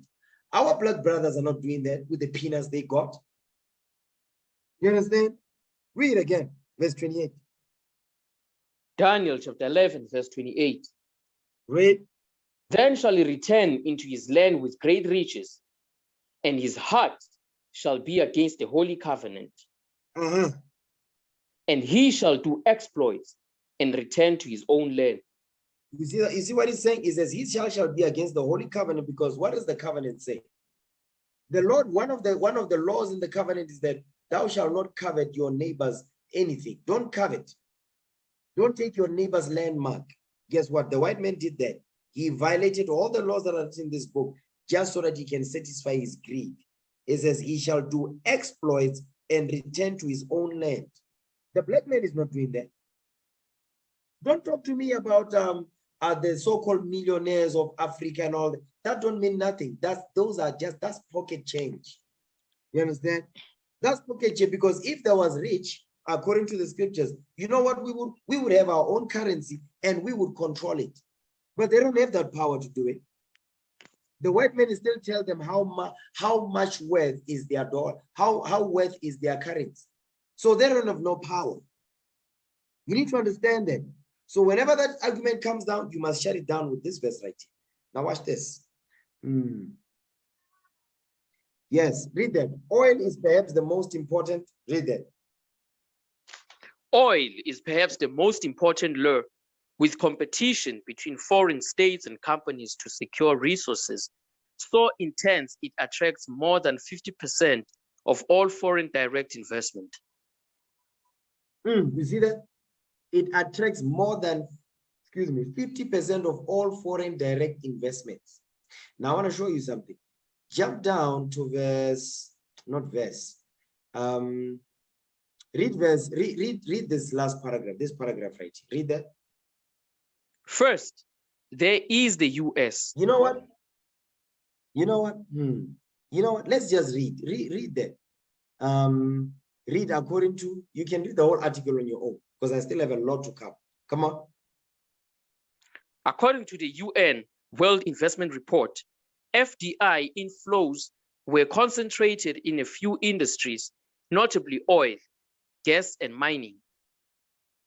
And 6 oil-producing countries, Algeria, Chad, Egypt, Equatorial Guinea, Nigeria, and Sudan, hogged around 48% of the continent's investment inflows. So who's investing? You see that? Now that's a big question right there. So Algeria, Chad, Egypt, Equatorial Guinea, Nigeria, Sudan. You understand? Because when you look at how impoverished these countries are, they are impoverished. Yeah, they say you got rich blacks here and there, but the majority, they are starving. So the question is, so who's investing? Keep reading. First, there is the US. Hold on, you see that? He's the main one. America is the main culprit behind all these investment inflows into the continent, particularly these countries that have what? That have oil. 48% of the continent's investment, because what? There's a lot of oil here. Okay, come on. It is interested in the region as a cheap and reliable alternative to the increasingly volatile Persian Gulf. So now the reason why they come here is because they want to get it cheap. Okay, read. West Africa already supplies about 12% of US crude oil imports, and America's National Intelligence Council predicts that this share will rise to 25% by 2015. Now we are in 2021, so that means the numbers are higher even more. But what I'm going to show you here is that America is the one that is making all these investments. And guess what? And the reason why America is doing that, because America dictates how worth your currency is. They dictate the value of your currency. You understand? So now imagine all these countries that we just mentioned: Algeria, Chad, Egypt, Guinea, Nigeria, Sudan. I mean, their currency is garbage compared to the dollar. So obviously, they are getting it cheap. You understand? They are getting it cheap. You understand? And they leave the country in an impoverished state. Okay? Now watch this. We're just going to read the first paragraph here. Military bases. Military bases. As is often the case with oil, military involvement follows closely behind trade. And in February this year, the US set up an African command, AFRICOM. It has established... Why would America do this? Hold on, wait. It says in February this year, the US set up an Africa command. That's a military AFRICOM. What are they doing? They are monitoring, they are making sure that, wait a minute, you better make sure that this, all that you are mining and all that, it comes to us. And the military basis is there to make sure that there's civil unrest in the country. And America becomes what? The heroes. That's what these movies are about. The Avengers. The Avengers are not superheroes. Those are the villains of the story. Okay? America, just like America, excuse me, America is acting like the hero, but they are the villains. Okay? Read. It has established bases in and signed access agreements with Senegal, Mali, Ghana, Gabon, and Namibia. Because there's resources over there. Go ahead. Africa is becoming strategically important to the US because of its oil production and China's increasing influence in the region. So now America, guess what America is? Because remember, China works hand in hand with America. They have trade deals. They have trade agreements. So the reason why China is here, they make it seem like America and China don't get along. No, they do get along with certain things. Because it says Africa is becoming strategically important to the US because of its oil production and China's increasing influence in the region. They are all working together. Watch this. You see this part right there? The US, it says what? We are becoming more important to the US because of oil production. Go back to Revelation 6, read verse 5 now. No, read verse 6. Revelation 6 and 6. Okay. So you brothers that are going to be going over Deuteronomy 28 and so forth, you better take good notes. Okay, read what you got.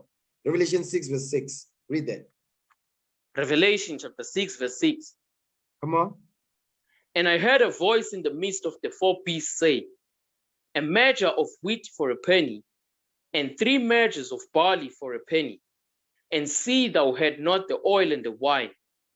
You see that thing? And see thou had not the oil, and the wine. You don't have the oil. Why? Because they know there's a lot of oil here. America is, Nigeria is the leading on the continent in terms of oil. And the Middle East as well. You understand? Because when you read Genesis 14, you understand when our forefather Abraham went to wage war with those 5 Hamite kings, he says the land was full of slime pits. That's petroleum, oil. You understand? That's why America is not going to leave this continent. Why? Because of the oil. You see that thing? Now, let me see now. Okay, let's go to, okay, give me Micah. Give me Micah chapter 2 verse 4. Okay, Micah 2 verse 4.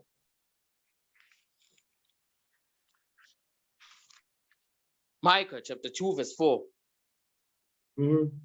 In that day shall one take up a parable against you, and lament with a doleful lamentation, and say, we be utterly spoiled.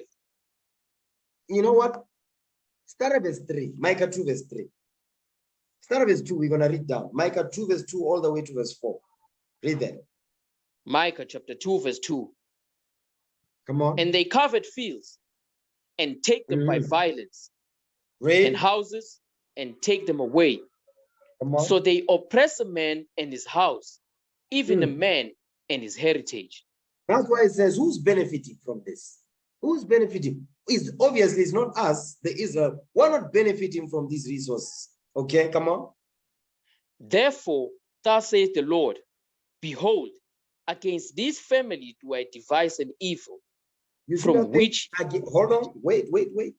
It says, behold, against this family do I devise an evil. Go ahead. From which ye shall not remove your necks. Because the Most High God allowed these nations to do this to us. That's why it says, from which ye shall not remove your necks. Was still under what? Was our necks are still under persecution under the foot of the white man.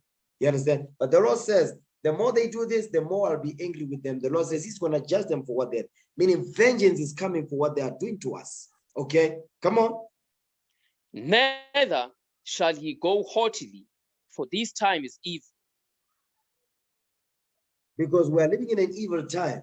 And the main evil, the reason why there's evil upon this earth is because the white man is ruling the earth. Okay, read. In that day shall one take up a parable against you, and lament with a doleful lamentation, and say, we be utterly spoiled. He hath changed the portion of my people. How hath he removed because they it stole from our me? land. Hold on. It says he changed the portion of my people. He stole our land, our resources, our heritage, changed our names, kicked us out of our houses, enslaved our sons and daughters, enslaved our mothers and fathers, and lived our countries in a impoverished state. The condition of the people were impoverished, but he keeps reaping the resources of the land with robbery and deceit and violence. Okay, come on. How hath he removed it from me? Turning away, he hath divided our fields. You see what this white man did? When he turned away, when he went back with great riches, having done exploits of the resources upon the land, he says what? He divided our fields. Why? He says turning away. When he went back to going back to his land, he made sure that he divided our fields. Why would he do that? Because he's making sure that even when he's over there in his own land, guess what he's doing? That's not even his land. He's stolen land. America is stolen land from the Native American Indians, the tribe of Gad. But the point is, in order for him to make sure that we don't revolt, guess what he had to do? He had to make sure that when he goes back, we are divided. So that's why he will be comfortable going back and returning back and going back again, because he knows that when he leaves us, we are still divided. So we're not going to come together to say, no, go back where you come from. He knows we're not going to do that because it's written right here. You understand? Watch this. So this white man, he took our land. How did he know? Because he read the book. He knows where the resources are. And he took the resources from us and the people as well. He enslaved the people. How did he do that to make sure that we don't come together? He divided us. He divided our fields. You understand? After he divided our fields, what did he do? He divided our minds too, because he took over the way we think. Okay, watch this.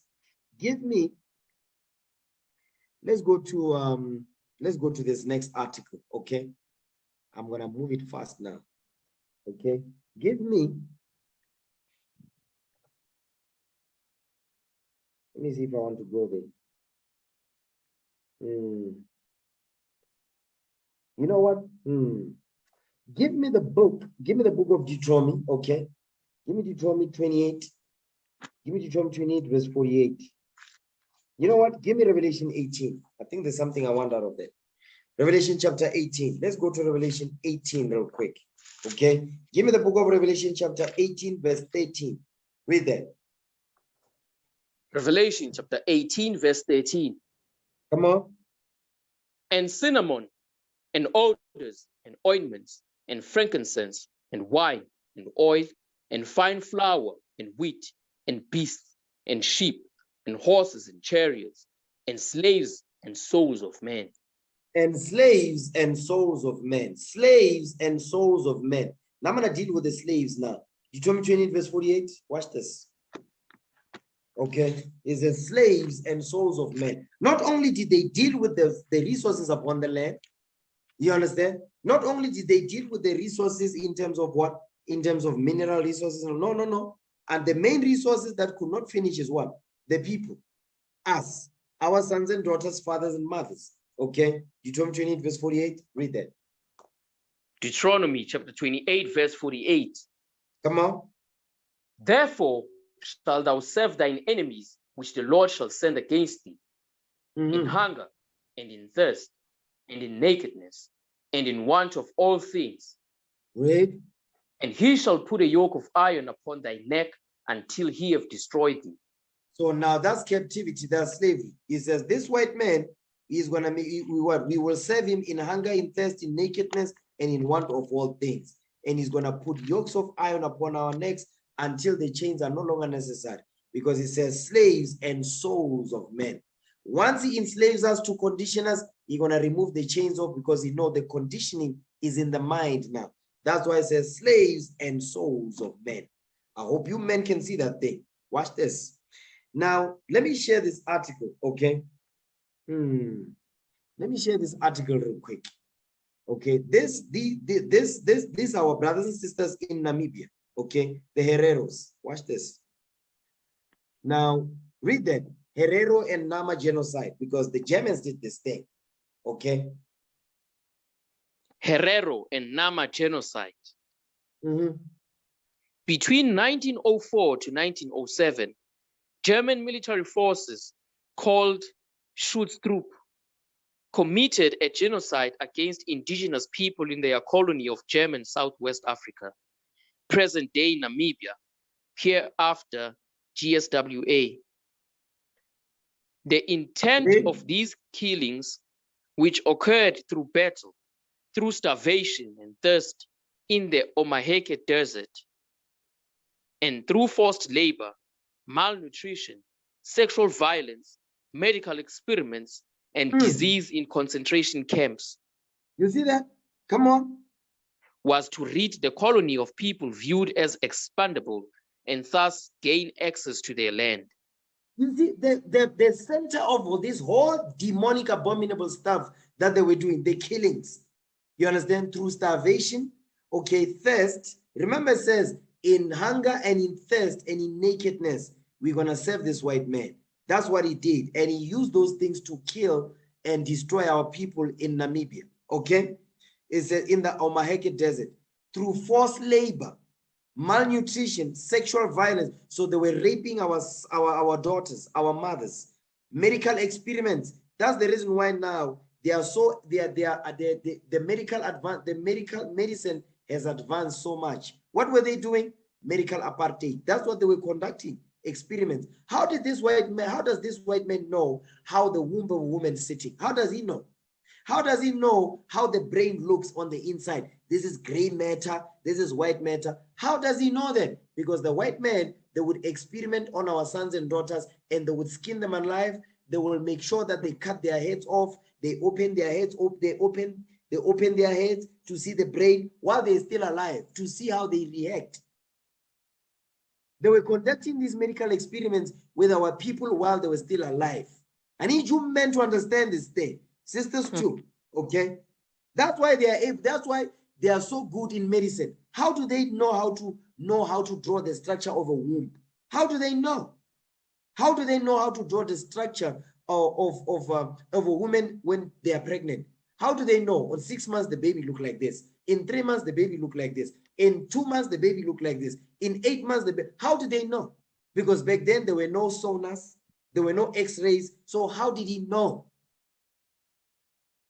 Read that thing again. When it says the intent of these killings, read. The intent of these killings, which occurred through battle, through starvation and thirst in the Omaheke Desert, and through forced labor, malnutrition, sexual violence, medical experiments, and disease in concentration camps, was to rid the colony of people viewed as expandable and thus gain access to their land. Because guess what? We were expendable. That's what they are saying right there. Thus gain access to their land. That's what they were doing to us, okay, in Namibia, our brothers and sisters over there. Come on, this genocide. This genocide, the first of the 20th century, was a prelude to the Holocaust in both the ideology of racial hierarchy that justified the genocide and in the methods employed. You see that thing? You see that part right there when it says, was prelude to the Holocaust in both the ideology of racial hierarchy, meaning what? White supremacy. Ideology of racial hierarchy is white supremacy. That justified the genocide. So the reason why they killed our people in such a gruesome manner is because of what? The ideology of racial hierarchy. And that's how they justified killing our people in such a gruesome manner in Namibia. And in the methods they employed, meaning the manner in which they destroyed our mothers and fathers over there. Go ahead. Such linkage between the two genocides has been termed the continuity thesis. Historians estimate that approximately 80,000 indigenous people were killed in the genocide. That's a lie. That's more than that. Okay. The proof of that, give me Daniel 9 verse 11 real quick. That's a lie. It's not 80,000 people. Because we are many, okay? There's no way that only 80,000 people were killed. That's a lie. Give me that in Daniel chapter 9, verse 11. Watch this. Come on. You know what? Verse 12. Let's get to verse 12.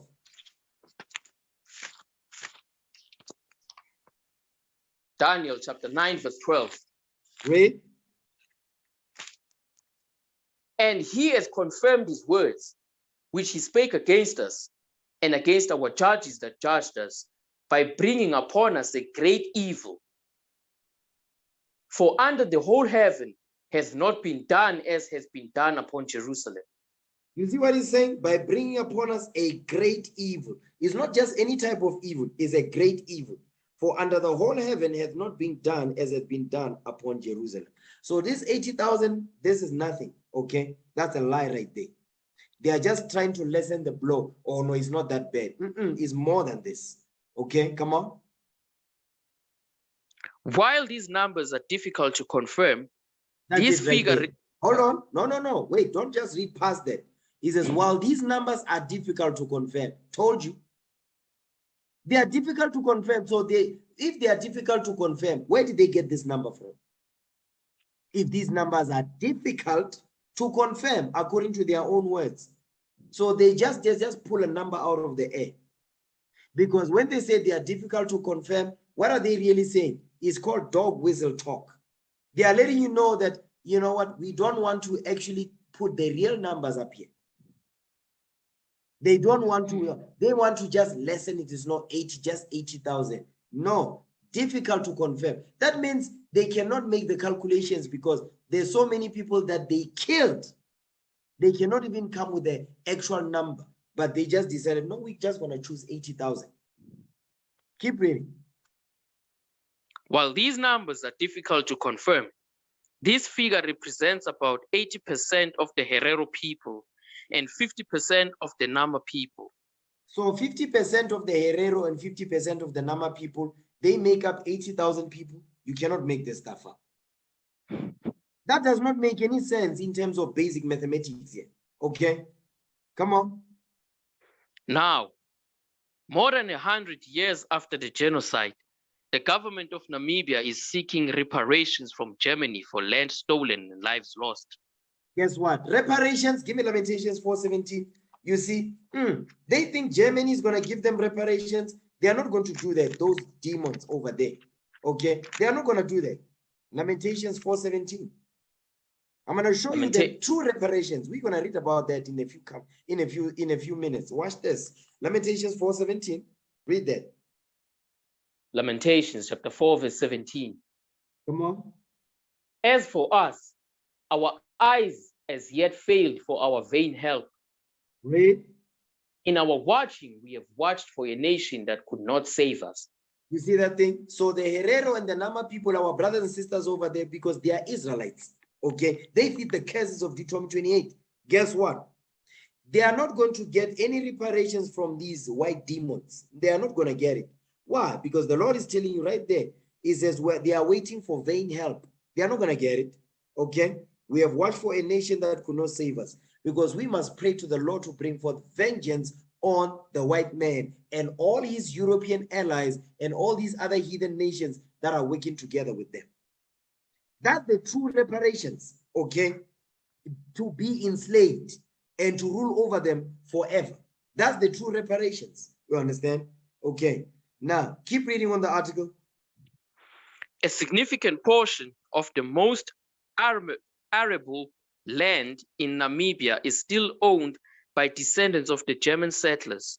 You see that thing? Because the Germans, they're speaking Afrikaans over there because I used to work with them. Keep going. I used to work with, there was a company I worked for and there was a lot of people, they did business in Windhoek. Okay. They'll keep going. They'll be going over there and they feel so comfortable when they're over there. You understand? Because white supremacy is so hot over there. Listen, it's obvious. You can cut the tension with a knife. Go ahead. Germany has not formally apologized for the genocide, but is engaged in bilateral discussions as to when and if it will do so. You see that? They have no plans of apologizing. And what is an apology going to do? Apology is not going to bring back the land. Apology is not going to bring back the people that they put to death. You understand? The only thing that's going to cleanse is their blood must be shed by the Lord when he returns. Go ahead. To date, Germany has steadfastly refused to consider payment of reparations. That's what we read in Lamentations 4:17. They are not going to do it. The only one that is going to make them do it is the Most High God. They're going to pay with their lives too. Understand that. That right there is therapy right there. Okay. Now, I'm not going to go too much into this. You can read the whole thing on your own. Okay. Now watch this. I'm going to take a left now. Give me 3 holy children, verse 9.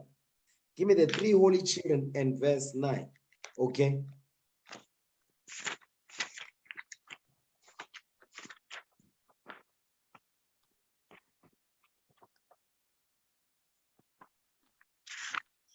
The 3 holy children, verse 9. Come on.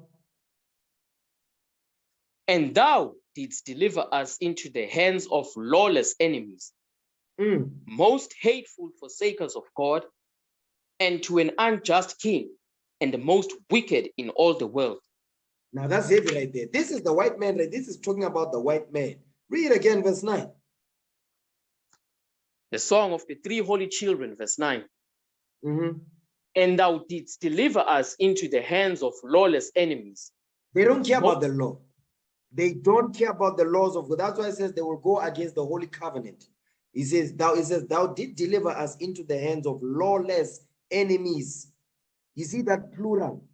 That's the white man and his European allies. That's the Chinese. That's the Japanese. That's the Arabs. Okay. That's the East Indians. Is going into them. But the main one on top of the totem pole is who? The white man. Okay. Go ahead.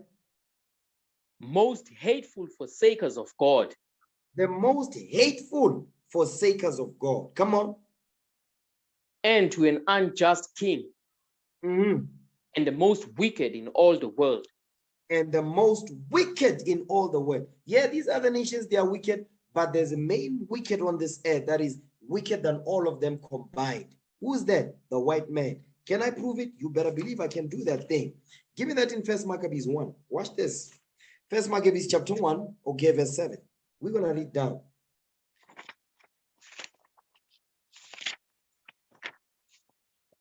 First Maccabees chapter 1, verse 7. So Alexander reigned 12 years and then died. So Alexander, he ruled for 12 years and he dropped dead. Go ahead. And his servants bare rule everyone in his place. Read. And after his death, they all put crowns upon themselves. So did their sons after them many years. And evils were multiplied in the earth.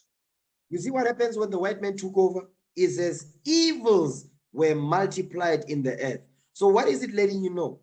There was evil in the world, right? But when the white man took over in 336 BC, you understand, guess what? It says evils, they multiplied on this earth. That's why in the 3 holy children, it says the most wicked in all the world. Because the white man is the one that multiplied wickedness on this earth more than any other nation on this earth. That's what the Lord is telling you right there. Okay, so when you read the history, they'll be telling you, no, civilization started with the Greeks. That's a lie. Because when Alexander took over, who was ruling? The Persians. Persia and Media.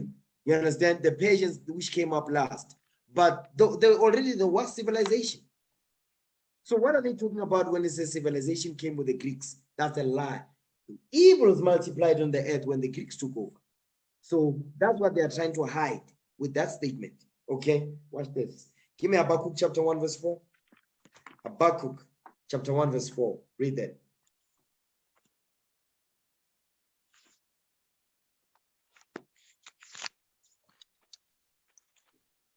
Habakkuk chapter 1 verse 4. Read.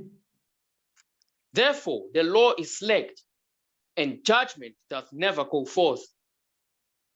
For the wicked doth compass about the righteous. Therefore wrong judgment proceedeth. You see what the Bible is saying? It says, therefore, the law is slacked. So in this land, the law is slacked. That's why it says Germany, they are refusing to pay reparations to the Nama and the Herero in Namibia. They said they're not going to do that. That's why it says, therefore, the law is slacked and judgment doth never go forth. Meaning true and just judgment doesn't go forth. Why? For the wicked does compass about the righteous. therefore wrong judgment proceeded. You see that? Because the wicked is bearing rule, that's why now the earth is mourning right now because of that. Because just judgment does not go forth. The law works in their favor. When they kill, guess what? They get away with it because the law was written when we was in slavery to support them and their wickedness and to get away with wickedness. That's what we're reading here. Why am I bringing this out? Watch this. Let me share my screen. Therefore, the law is slacked. Okay. Before I share my screen, let me share the sound too. Okay. So we can understand why am I bringing this up. Watch this. Now, I'm going to play this video right now. Okay. He's first joined by the SACP's first Deputy General Secretary, Soli Mapaila. Good evening, Mr. Mapaila. Thanks very much for coming through. You know, in an insert we've been playing for most of today, we have Wallace's daughter saying, yes, he did what he did, but he's been in jail for nearly 25 years. Why can't you forgive him? Well, it's not... Now, this goes into Waluz, the guy that killed Chris Hani. Okay, he's Polish, so he's Amalek. So the people are saying, I think his daughter is saying, no, he must be forgiven. He's been 25 years into prison. Listen, you know how many of our brothers and sisters are in jail today for something they did not do, and they gotten life imprisonment? Now they want the public to feel sorry for this demon white man who killed one of our brothers during during the time of apartheid, Chris Hani. You understand? So they want this guy, because I think he applied for parole. He applied to be released. He says now he's changed his life. Now he went back to his Catholic roots. That's even worse. Okay, I'm gonna go over there. A question of forgiveness. It's a question of repentance on his side, being remorseful, and he has not demonstrated that. And it's also a question of defending our right to exist as communists, our ideology, because in his papers, in fact, it does indicate that whilst in some other papers that he had made, which we also feel that were self-serving papers for the purpose of him getting the parole through the ticker box process, where he does indicate that he's still committed to his ideology of hating communists. Now, we don't want anyone to hate communists, and therefore, if he comes out, he can still reorganize. But in any case, if you look at the court process that sentenced him to death, he should be grateful that through us, our liberation movement, for which Comrade Chris Hani belonged to, we banned the death penalty, and his death sentence was commuted to life imprisonment. And for him to come out in a very nefarious manner is completely unacceptable. That is why we had wanted him to follow a proper process, to engage with the family, to engage with the party, and to be remorseful properly, and he hasn't shown that. Well, his legal representative, says he has shown remorse for his crime on several occasions and has also apologized to the Hani family for taking their husband and father. That's why I'm saying that point came out much more later, and it was made for the purposes of him ticking the box of the parole process, because the parole condition requires the engagement between the victims and the offenders, and he didn't. That is just white demon Edomite right there. Participate in that particular process. In fact, we had indicated to his lawyer some years ago that at one point when Sis Dimpo was traveling to Cuba, as she was departing, in fact, she was already on air, he sent us a letter indicating that he wants to engage with her. We indicated to him that she has traveled to Cuba. Immediately, he sent us that particular letter. He put that process into the parole application to say he has communicated with the family and the Communist Party. So that we could see it was not genuine, it was actually self-serving interest, because he wanted to meet the deadline for parole application. So his pronouncement through the legal team that is remorseful is completely untrue. He hasn't demonstrated that. And in fact, this only happened, even for that matter, after 20 years and all these many other years, he has been quite repentant that he doesn't see anything wrong that he has done, and that actually could repeat it. In any case, so for 20 years in prison, he didn't feel any remorse whatsoever for what he did for killing Chris Hani. So for 20 years, he says he could even repeat it. Now, the last 10 years, because now, I mean, he's in the last 10, he's 68 years old now. Okay, now he's feeling remorseful. Listen, he don't mean nothing he's saying. Okay, that's it on there. Okay, that's it on there. Watch this. Now, I want to share the article that was written. Okay, that was put out. That was put out when? Yesterday, I think. So let's read that. Okay, now this is then, now this is now. Okay, so this is on timeslive.co.za. Okay, read that. Reading from Times Live. I'm sorry. Read the topic. Sorry, sir, there was a bit of feedback. Okay, I'm sorry. I'm sorry I killed Hani. I now reject apartheid and have gone back to my Catholic roots, says Janus Walus. So now, you see what he's saying? He says, I now reject apartheid. So the last 20 years, he didn't see nothing wrong with it. In fact, he could repeat it and have gone back to my Catholic roots. Let me tell you something about this Catholic root garbage. The Catholic Church is the reason why today you see white Jesus in the churches. It's because of the Catholic Church. Excuse me. The Roman Catholic Church, they are the ones that were pushing white Jesus from the time of what? The Spanish and Portuguese Inquisition, when they were kicking us out of Spain and Portugal. You understand? When they were pushing white Jesus on us. And when we did not agree, they were killing, they were lynching us. Guess what they did to Atahualpa? Atahualpa. Okay, let's see. Let me see if I can pull him up. What they did to Atahualpa. Watch this. He went back to his Catholic roots.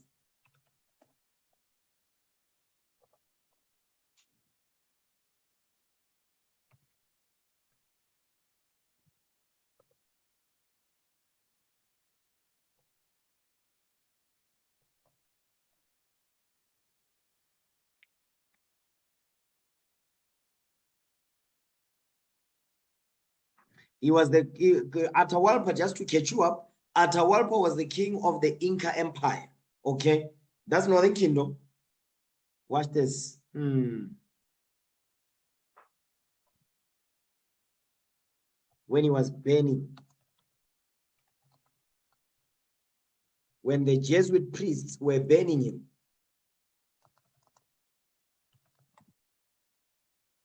Let me see if I can find pictures of Atahualpa where they were burning him, forcing him. Oh, that's it right there. Yes, that is it right there. Let's see if I can view the image. It doesn't show there, but let me just view. Let me share my screen so you can see it. That's Atahualpa right there. Anybody see my screen? Yes, sir. Yes, that's Atahualpa. You see, he's got fringes and a border of blue. You see that? Right there. Yes, sir. So that's a Jew right there. Okay. Look what the Jesuit priests are doing. They are holding the cross. They are forcing him to do what? To bow down to white Jesus. That's the Jesuit priest. You see, now he's gonna be burned. They're gonna burn him at the stake. Right there. That's what you are seeing here. They're gonna set him on fire. Because why? He didn't bow down to white Jesus. Okay. That's what you are seeing right there. You see that? They are setting him on fire because he didn't want to bow down to white Jesus. That's Atahualpa right there. You understand? He was the king of the Inca Empire. This is Northern Kingdom right here. You understand? So when he says he's going back to his Catholic roots, listen. He's just talking garbage, okay? Now read them. Read the title again. Reading from Times Life. I'm sorry I killed Honey. I now reject apartheid and have gone back to my Catholic roots, says Janusz Walus. You see that? So this Catholic roots that he's saying is going back to the Catholic priests, the Jesuit priests. They were setting our people on fire when we did not bow down to white Jesus. Okay? So he's not changing nothing. Okay? Read that. Polish immigrant. Polish immigrant Janusz Walus, who killed anti-apartheid activist Chris Hani, says he has turned over a new leaf, realizes that apartheid was wrong, and has grown closer to God during his almost 30-year incarceration. Lie. He's lying. He is lying. Give me that in the book of Psalms. I'm jumping ahead now. Give me the book of Psalms 58 real quick. He's lying. He's not telling the truth. You know what? Give me Psalms 52, 55 is 21. Psalms 55 is 21. He's not, listen, he says he's grown closer to God during his almost 30-year incarceration. Read that. Psalms 55 verse 21. Psalms chapter 55 verse 21. The words of his mouth were smoother than butter, but war was in his heart. Come on. His words were softer than oil, yet were they drawn swords. You see that thing? He's coming with Christianity because that's the brainchild of what? Of the Roman Catholic Church in these last days. Okay. Now go back to the article. You know what? No. Isaiah 58. No, Psalms 58. Okay, Psalms 58 and verse 3. Psalms chapter 58 verse 3. Come on. The wicked are estranged from the womb. Read. They go astray as soon as they are born, speaking lies. You see what the Bible is saying? So he's lying. That's what the Bible is saying. He's not telling the truth. He's lying. Now read the next paragraph. These revelations, read. These revelations were listed in papers filed to the Constitutional Court earlier this year when he applied for the Apex Court to look into his last failed bid to get parole in March 2020, which had been denied by Justice Minister Ronald Lamola. All praises to the Most High. Keep going. Walus wants the Constitutional Court to set aside the Supreme Court of Appeal's decision to dismiss his leave to appeal against the High Court judgment that upheld the refusal of his parole. So now the Supreme Court refused. Now he's going to the Constitutional Court. Okay, keep going. Walus's legal team shared the papers after last week's affirmation by the Court that it would hear the matter in February 2022. Come on. In a lengthy affidavit. In a lengthy affidavit, Walus detailed how since his incarceration in October 2003, he was a reformed man who has over the years tried numerous times to convey his apology to Hani's widow, Dimpo, and his children. Limpo and his children. So he wants to apologize. No, he must serve his sentence. Okay, for the crime he committed. Okay, go ahead. I have already, in the application papers, apologized for the crime that I had committed. I have apologized to the Hani family, and I have done everything that I could to show remorse and to communicate my apology to the Hani family. So what is apology? What is an apology going to do? Apology is not going to change what he did. Okay? He killed Chris Hani, he must pay for that. Okay? That's just judgment. But he wants to get out of that. He wants to walk away scot-free. He wants his prison sentence to be cut. Okay? Why? Guess what? You're going to see some things that will disturb you. Okay? Because I was reading this article. There's some things in here that will disturb you. Watch this. Read that. I have great remorse in respect. Read that. I have great remorse in respect of what I have done. I realized today that it was completely unacceptable. So he's only realizing today that what he did. I mean, how do you realize today in 2020, 2021, you realize that when you kill somebody, that was wrong. You realize how many years later? You realize that that was wrong. You realize how many years later that apartheid was wrong? Come on. Read that. Ever since my incarceration. Ever since my incarceration, I have returned to my Roman Catholic faith, which has helped me fully understand my wrongdoings. So hold on a second. So when he killed Chris Hani, he didn't know what he was doing. He didn't know that what he was doing was wrong. But ever since he returned back to this demonic, abominable church called the Roman Catholic Church, the Roman Catholic of demons, he says, help me fully to understand his wrongdoings. Hold on. How come they don't take down the white Jesus image? It's still up. So they don't see their wrongdoings. Obviously, the Roman Catholic Church don't teach that. Read. I have accepted the new South Africa, its constitution and its constitutional dispensation, Walus said. Lie. Go ahead. He and right-wing politician Clive Derby Lewis were sentenced to death for murdering Hani, the SA Communist Party General Secretary. Hani was shot dead outside his home in Boksburg on April 10, 1993. So now, guess what? He didn't have a gun to his head when he went to Chris Hani's house. So he went to the man's house. To the man's house, that means the wife is there, the kids are there. So you're going to kill the father in front of their children. And you don't see nothing wrong with that. You're only realizing how many years later that that was wrong. You cannot make this stuff up. Keep going. Derby Lewis and Walu's sentences were later commuted to life imprisonment when SA abolished the death penalty. Come on. Derby Lewis, who had allegedly ordered the hit carried out by Walus, was granted medical parole in 2015 and died the following year of cancer. Oh, praises. Keep going.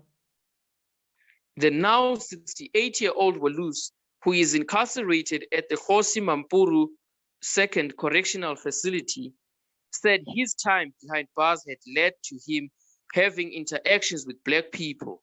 You see, that's what they say. They like to say that a lot. You know, I've got friends with Black people. I'm not a racist. Those are the most racist ones. It says, having interactions with Black people. You see that right there? Smoother than oil. That's what we read in Psalm 65, verse 21. Go ahead. This, he said, had given him a better understanding of them. So he didn't understand Black people. Listen, that's a lie. You know how I know that's a lie? Give me the book of Lamentations 2:14. I'm going to show you how that's a lie. When he says, when he interacted with Black people, that's when he understood us. No. That's a lie. He's just lying. Lamentations 2:16. You know, start at verse 15. He's lying. Okay? He's not telling the truth. Lamentations chapter 2, verse 15. Come on. All that pass by clap their hands at thee.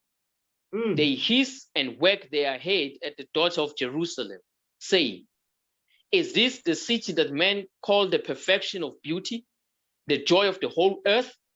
How would they say that if they don't know anything about us? So he's a lie. He's lying. Keep going. Verse 16. Watch this. All thine enemies have opened their mouths against thee. They hiss and gnash their teeth.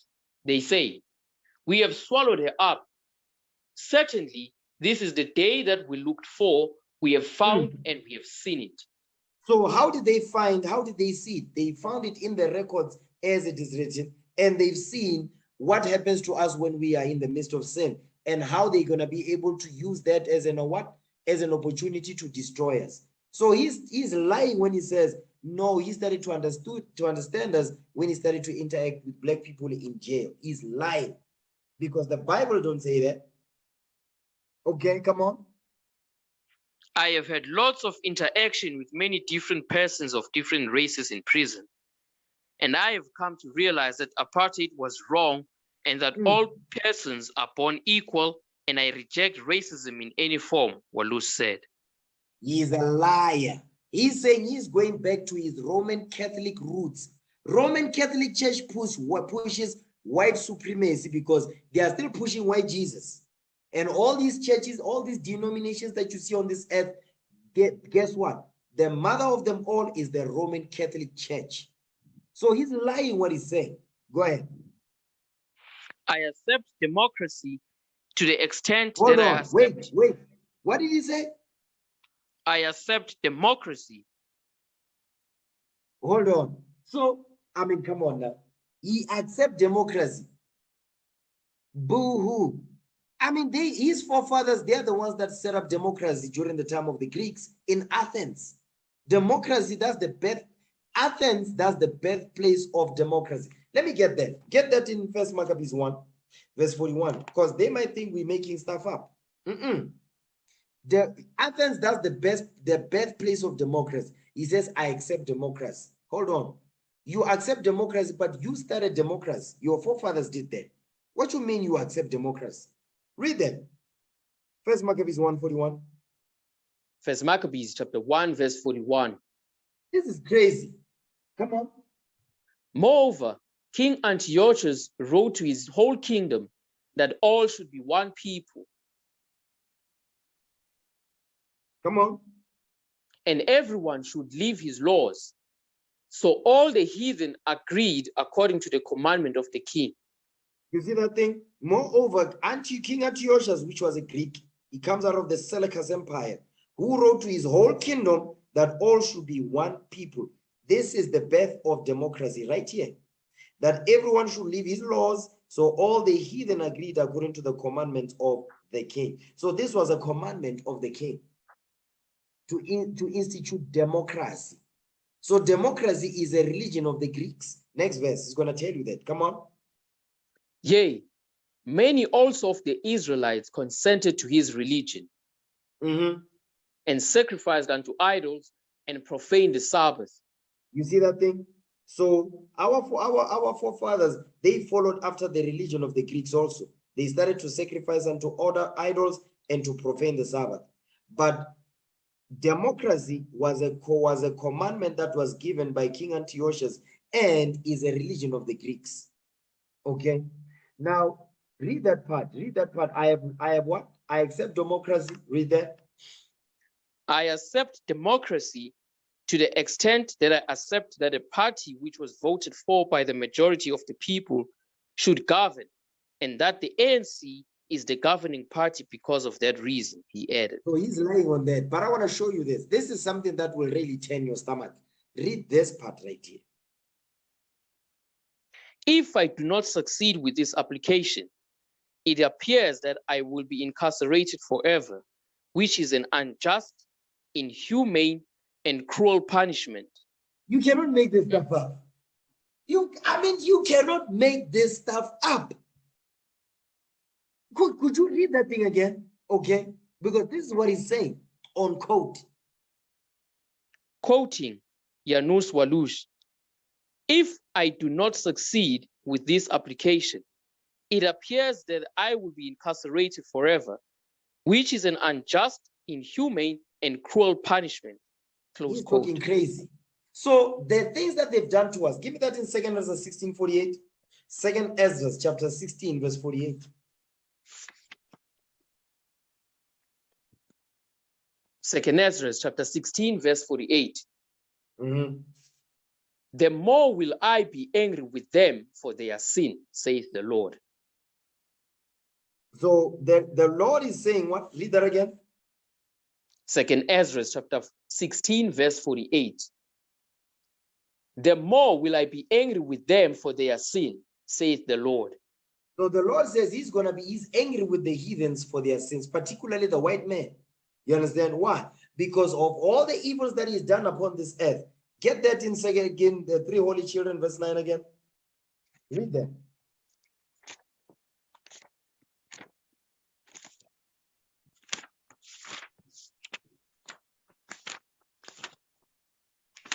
The song of the three holy children, verse 9. Come on. And thou didst deliver us into the hands of lawless enemies, most hateful forsakers of God, and to an unjust king, and the most wicked in all the world. So how can he say the punishment which is meet? The punishment is meet. In fact, it's not even meet. You understand? It's not enough for what is done.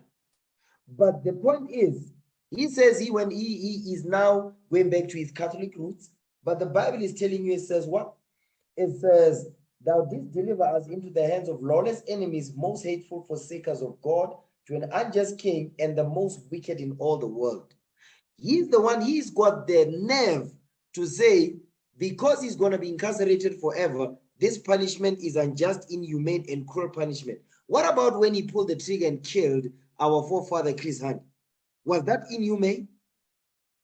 Was that not inhumane? Was that not cruel? You understand? Was not that unjust? When he left a wife, okay, and children without a father. You know, when I read this, when I saw this, listen, this thing turned me sick to my stomach. Okay, watch this. Okay, that's it on that. That's it on that. Now, give me from there, give me Sirach 36 verse 1 now. Okay, Sirach 36 verse 1. He's the last person to be saying such things. Okay, read that. Ecclesiasticus chapter 36 verse 1. Come on. Have mercy upon us, O Lord God of all, and behold us. Read. And send thy fear upon all the nations that seek not after thee. Come on, because the nations don't seek after the Lord. Read. Lift up thy hand against the strange nations, and let them see thy power. That's the prayer of vengeance right there. We must pray for vengeance, brothers and sisters. Pray for vengeance. Okay, come on. As thou wast sanctified in us before them, so be thou magnified among them before us. Read. And let them know thee, as we have known thee, that there is no God but only thou, O God. Because that's the only way where they will acknowledge that the Most High God is the only God on this earth. Read. Show new signs and make other strange wonders. Glorify thy hand and thy right arm, that they may set forth thy wondrous works. Come on. Raise up indignation and pour out wrath. Take away the adversary and destroy the enemy. That's the prayer of vengeance right there. Read that again, verse 7. Come on. Ecclesiasticus chapter 36, verse 7. Read. Raise up indignation and pour out wrath. Take away the adversary and destroy the enemy. That's the prayer. It says, raise up indignation upon these heathens that don't know the Lord. It says, and pour out wrath, meaning anger. Take away the adversary and destroy the enemy. That's the righteous prayer of vengeance right there. Verse 9. Jump down to verse 9. Come on. Ecclesiasticus chapter 36, verse 9. Read. Let him that escapeth be consumed by the rage of the fire, and let them perish that oppress the people. You see what the Bible is saying? So if it says, let him that escapeth be consumed by the rage of the, that's nuclear fire. Okay, let them perish that oppress the people. The white man is oppressing us. The Lord says we must pray that he perish on this earth. Vengeance. Read. Smite in sunder the heads of the rulers of the heathen that say. That's the white man. The heads of the rulers of the heathen is the white man. Go ahead. That say, there is none other but we. You see that thing? So who's saying that? The white man is the only one that is saying that there is none other but him. He's the one that says he's God and he's worshipped in all the churches. Okay, now watch this. Give me Revelation 18. Okay, Revelation 18 verse 8. We must pray for vengeance, brothers and sisters. Okay, you must shake off that Christian spirit. Okay, that spirit of Christianity. Read that. Revelation chapter 14 verse 8. Read that. Revelation chapter 14 verse 8. And there followed another angel saying, Babylon is fallen, that great city, because she made all nations drink of the wine of the wrath of her fornication. Because America is in bed with all these nations and they are benefiting from America's riches, which America steals from the continent of Africa and leaving us impoverished, you understand, and in a desolate estate. Jump down to verse 10, come on. Verse 10. The same shall drink of the wine of the wrath of God, which is poured out without mixture into the cup of his indignation. And he shall be tormented with fire and brimstone in the presence of the holy angels and in the presence of the Lamb. Now that's heavy right there. Read verse 10 again. Read verse 9. Read 9 and 10 together. Revelation chapter 14, verse 9. Mm-hmm. And the third angel followed them, saying with a loud voice, if any man worship the beast and his image. The beast is the white man. Okay, the beast, that's the white man, that's America. And his image, meaning the white image of Jesus, come on. And receive his mark in his forehead or in his hand. So the mark is going into sin. Give me Job 10:14 real quick. And receive his mark in his forehead or in his hand. The mark is sin, is going into sin. Job 10 verse 14. Watch this. Job chapter 10 verse 14. If I sin, then thou markest me. What did he say? If I sin, then thou markest me. If I sin, then thou markest me. Come on. And thou wilt not acquit me from mine iniquity. So the mark of the beast is sin, philosophies, politics. You understand? Go back to where it was homosexuality. All nations can be saved. That's the mark of the beast, sin. Blasphemy against the word of God. Go back to where it was at now. Revelation 14, read verse 10 now. Revelation chapter 14, verse 10. Mm-hmm. The same shall drink of the wine of the wrath of God, which is poured out without mixture into the cup of his indignation. And he shall be tormented with fire and brimstone in the presence of the holy angels and in the presence of the Lamb. So what we're reading here is the judgment and the punishment for worshiping the image of the beast, the worshiping the white image of Jesus, and the philosophy and the philosophy that comes with it, which is Christianity. Okay, watch this. Give me that in Psalm 75 verse 8. Psalm 75 and verse 8. He says what? He says that part right there says, and the same shall drink of the wine of the wrath of God, which is poured out without mixture. So when something is poured out and is not mixed with something else, you know, you ever said, you ever drink this concentrated juice? It's concentrated. You need to mix it with water to dilute it. But this wrath right here, this wine that is poured out without mixture, you don't need to mix it with nothing. You must get it raw in its purest form. Okay? Psalm 78 to 75 verse 8. Read that. Psalms chapter 75 verse 8. Come on. For in the hand of the Lord there is a cup, and the wine is red. It is full of mixture, and he poureth out of the same. Come on. But the dregs thereof, all the wicked of the earth shall wring them out and drink them. You see what the Bible is saying? This is judgment right here. For in the hand of the Lord there is a cup, and the wine is red. That goes into blood. It is full of mixture. He poured out of the same, meaning of the same cup that is red, but the dregs thereof, all the wicked of the earth shall wring them out and drink them. Meaning what? They're going to drink the full cup and the dregs that are left at the bottom of the cup. The whole thing, they're going to drink the whole thing, including the dregs. Okay, watch this. Give me that in Lamentations 4:21 real quick. Okay.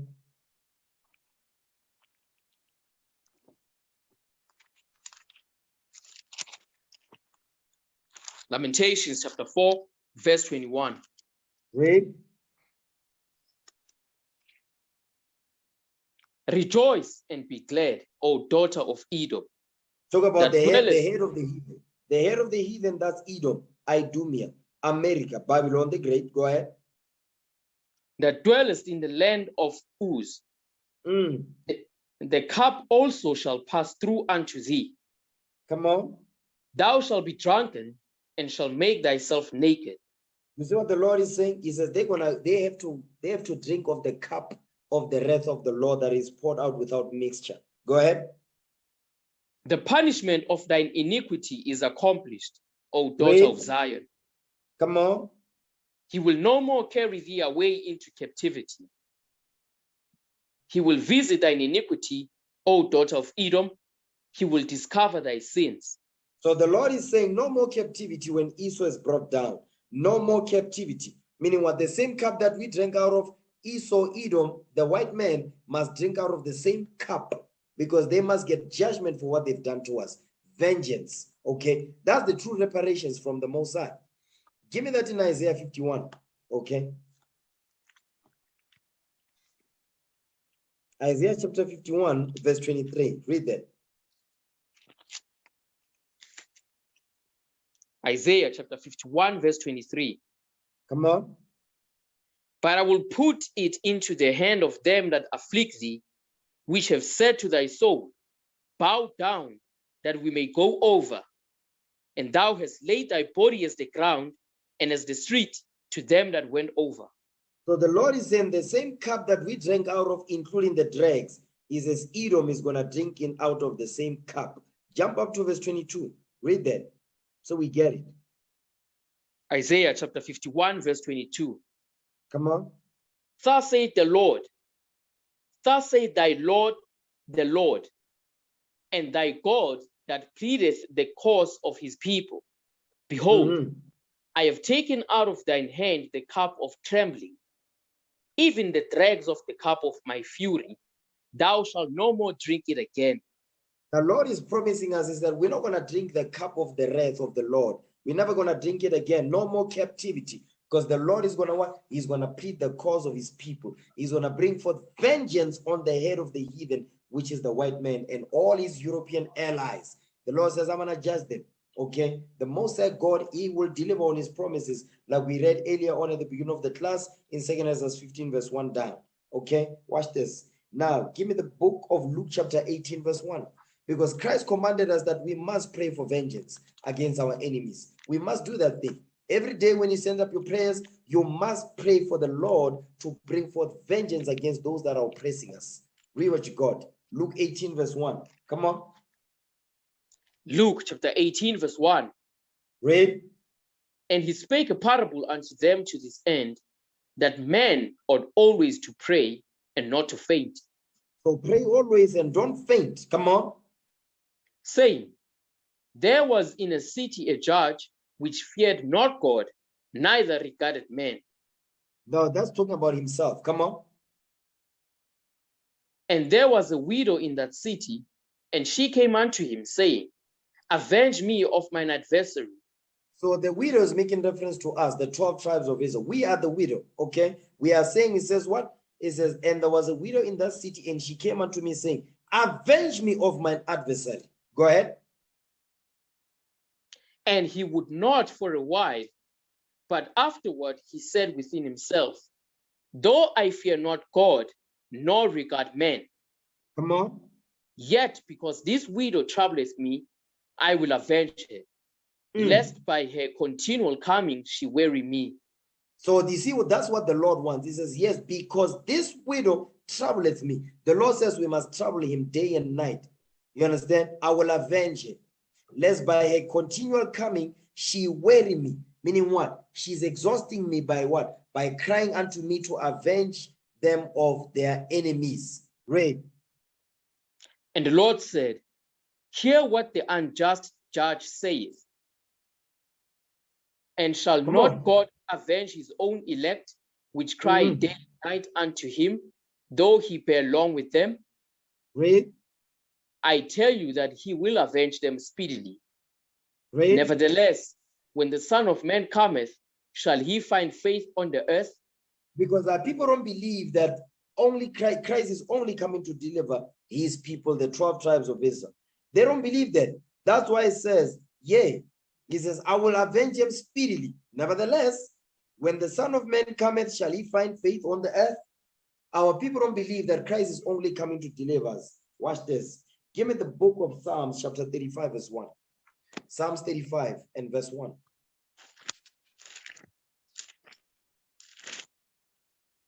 Psalm chapter 35, verse 1. Read. Plead my cause, O Lord, with them that strive with me. Fight against them that fight against me. That's vengeance right there. David is praying for vengeance. Come on. Take hold of shield and buckler, and stand up for mine help. The shield and buckler is what? Is the word of the Most High God. That's the shield and buckler. Give me that in Psalms 18 real quick. Okay. The shield and buckler. Okay. The shield and buckler, that is the Most High God's laws. Psalms 18 verse 2. Read that. Psalm chapter 18 verse 2. Come on. The Lord is my rock and my fortress and my deliverer, my God, my strength, in whom I will trust, my buckler. You see that? My buckler. Come on. And the horn of my salvation and my high tower. Okay, let's go back. Read Psalms 35 verse 2 again. Psalm chapter 35 verse 2. Take hold of shield and buckler and stand up for mine help. Come on. Throw out also the spear and stop the way against them that persecute me. Say unto my soul, I am thy salvation. Read. Let them be confounded and put to shame that seek after my soul. Let them be turned back and brought to confusion that devise my hurt. Because that's what the white man does on a daily basis if you read Micah 2 verse 1. Come on. Let them be as chaff before the wind, and let the angel of the Lord chase them.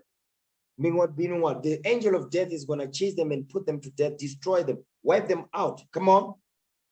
Let their way be dark and slippery, and let the angel of the Lord persecute them. That's right. Come on. For without cause have they hid for me their net in the pit, which without cause they have digged for my soul. Come on. Let destruction come upon him at unawares, and let his net that he hath hid catch himself. Into that very destruction let him fall. You see what the Bible is saying?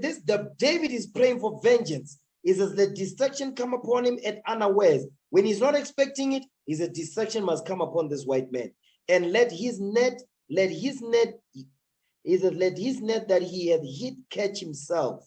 Into that very destruction, let him fall. Next verse, come on. And my soul shall be joyful in the Lord.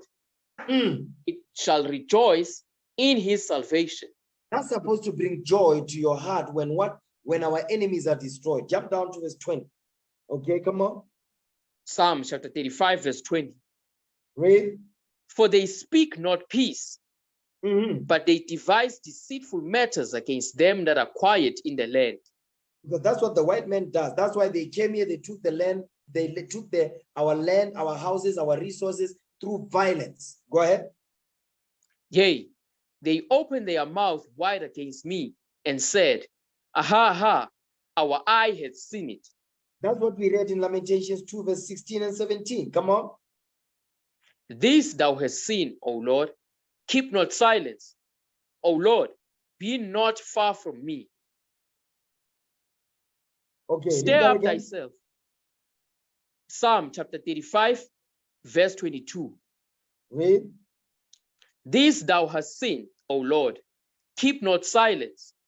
O Lord, be not far from me. So David is praying in the spirit. He says, this hast thou seen. What's the Lord seen? The Lord is seeing what the heathens are doing unto us. He says, keep not silence. He's begging the Lord. Don't keep silence for what they are doing to us. Oh Lord, be not far from me. Come on.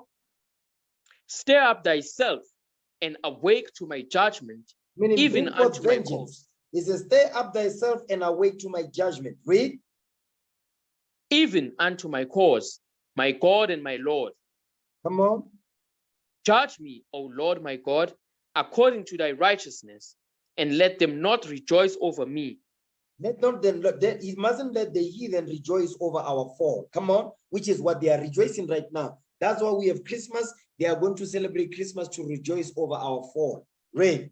Come on. Let them not say in their hearts, ah, so would we have it. Let them not say, we have swallowed him up. That's what Lamentation, that's Jeremiah is quoting David. Go ahead. Let them be ashamed and brought to confusion together that rejoice at mine hurt. Let them be clothed with shame and dishonor that magnify themselves against me. You see that thing? Jump down to chapter 36, verse 1. Come on. Psalms chapter 36, verse 1. Right. The transgression of the wicked saith within my heart, that there is no fear of God before his eyes. Because they don't fear the Most High God. That's why they do the things that they do. They don't even hide it no more. Come on. For he flattereth himself in his own eyes, until his iniquity be found to be hateful. You see that thing? That's what that Yanus Walus was doing. Come on. The words of his mouth are iniquity and deceit. He hath left off to be wise and to do good. You see what they've done? It says the words of his mouth are iniquity and deceit. He hath left off to be wise and to do good. Meaning he decided to hell with being wise according to the scriptures, to hell with doing good according to the scriptures. I'm going to give my mouth to iniquity and deceit. Go ahead. Verse 4. Come on. He deviseth mischief upon his bed. He setteth himself in a way that is not good. He abhorreth not evil. He said they don't hate evil. That's what we read in Micah 2 verse 1. Give me the book of Psalms 50 verse 21 now. Come on. Psalms chapter 50 verse 21. Great. These things hast thou done, and I kept silence. Thou thoughtest that I was altogether such an one as thyself, but I will reprove thee and set them in order before thine eyes. Because these things, all these evil things that the white man has done upon this earth, and together with all his European allies and all these other nations that are helping him, guess what? The Lord says, these things hast thou done, and I kept silence. That's what David in the previous chapter says, keep no silence, O God. He says, thou thoughtest that I was altogether such as one as thyself. Because judgment does not come upon this earth for this white man, he thinks he's one with the Lord. But God says, but I will reprove thee and set them in order before thine eyes. Right now, that's what the Lord is doing. The Lord is setting us in order before their eyes. That's time for what Esau understands. His time of rulership is over. Watch this. Give me Psalm 58 verse 1. Okay, come on. Psalm chapter 58 verse 1. Read. Do ye indeed speak righteousness, O congregation? Do ye judge uprightly, O ye sons of men? O ye sons of men, sons of men, sons of the wicked. Come on. Yea, in heart ye work wickedness. Ye weigh the violence of your hands in the earth. The Lord is saying, listen, he says, in heart, in your mind, you working wickedness. That's what we read in the previous chapter when we were reading, what was we reading? Psalms 36. You see, he says, oh, he says what? In heart you work wickedness. He says, weigh the violence of your hands in the earth. Look at the violence of your hands that you've done in the earth. Compare it. It does not compare to anybody that have done what they've done to Esau. Come on. The wicked are estranged from the womb. They go astray as soon as they are born, speaking lies. They go astray as soon as they be born, speaking lies. That's what Yanus Walus was doing. Go ahead. Their poison is like the poison of a serpent. They are like the deaf adder that stoppeth the ear. Meaning what? Is it their poison? Ear. Hold on. Their poison is like the poison of a serpent, meaning a poisonous snake. They are like the deaf adder that stoppeth their ear, meaning they're not going to hear nothing. That's why when we're reading about the Hereros and the Nama, it says, listen, we want reparations. They say Germany says they have no plans in doing that. You understand? They're sending letters of appeal so that the government, the German government, can actually do what? Pay reparations for taking their land, to return the land back, and for the lives that they've lost because of what? Because of genocide over there in Namibia. Go ahead. Which will not hearken to the voice of charmers, charming never so wisely. You see, our people, when they toy, when they ask for reparations, they want their land back. Guess what? They are trying to charm this white man. The Lord says he's never going to be charmed by nothing. The only way you're going to get his attention, we're going to read about it next. Read the next verse. Go ahead. Break their teeth, O God, in their mouth. That's the only time when the Lord is going to get the white man's attention. He says what? Break their teeth, O God, in their mouth. Break out the great teeth of the young lions, O Lord. The Lord says the only way you're going to get their attention is to break their teeth off, meaning what? Kill them, put them to death. We're not going to do it. The Lord will do it when he returns. When you read Isaiah 63 verse 1 down. Go ahead. Come on. Let them melt away as waters which run continually. When he bendeth his bow to shoot his arrows, let them be as as cut in pieces. They're going to be cut in pieces because the Lord is going to descend into the earth with his angels, millions upon millions of them. The white man has no one. Here, listen, he's not going to, there's no fight here. Okay? There's no fight. Understand that. Keep going.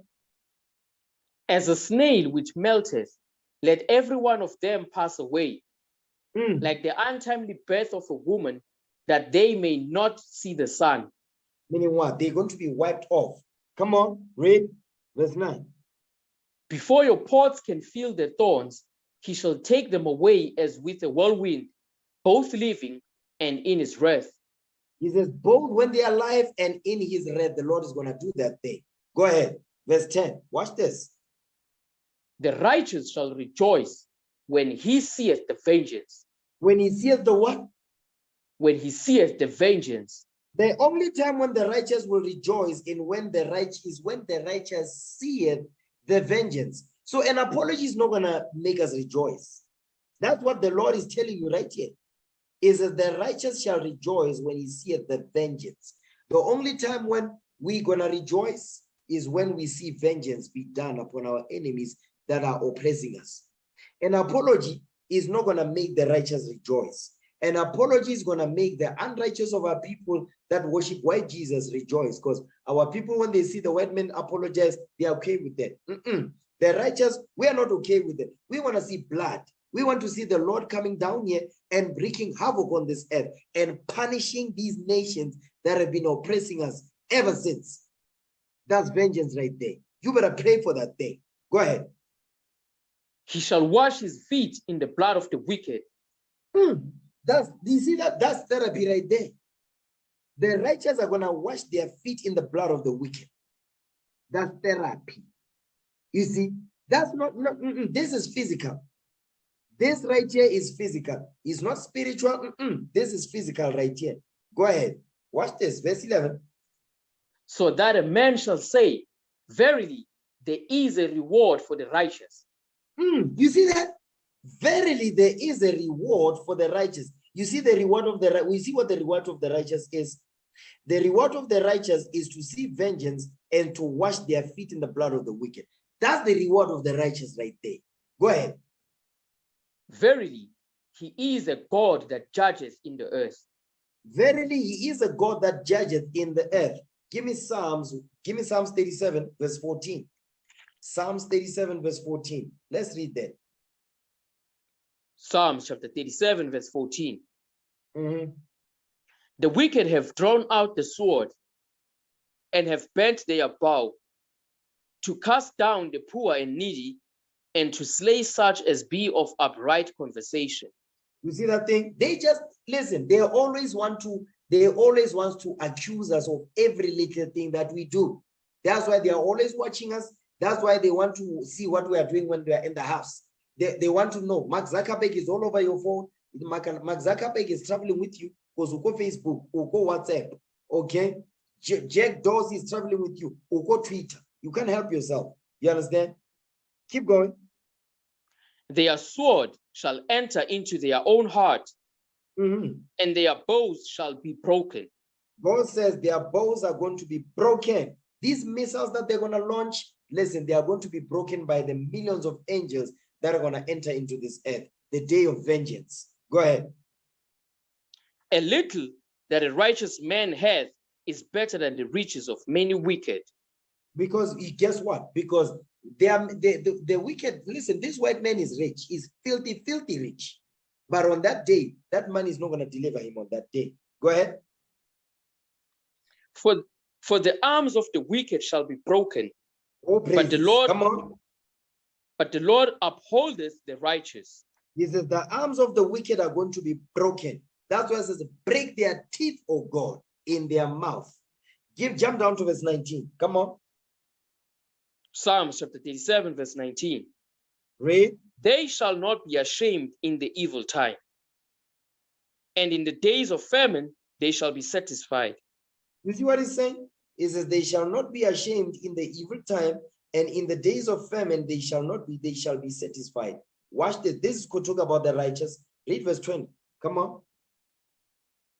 But the wicked shall perish, And the enemies of the Lord shall be as the fat of lambs.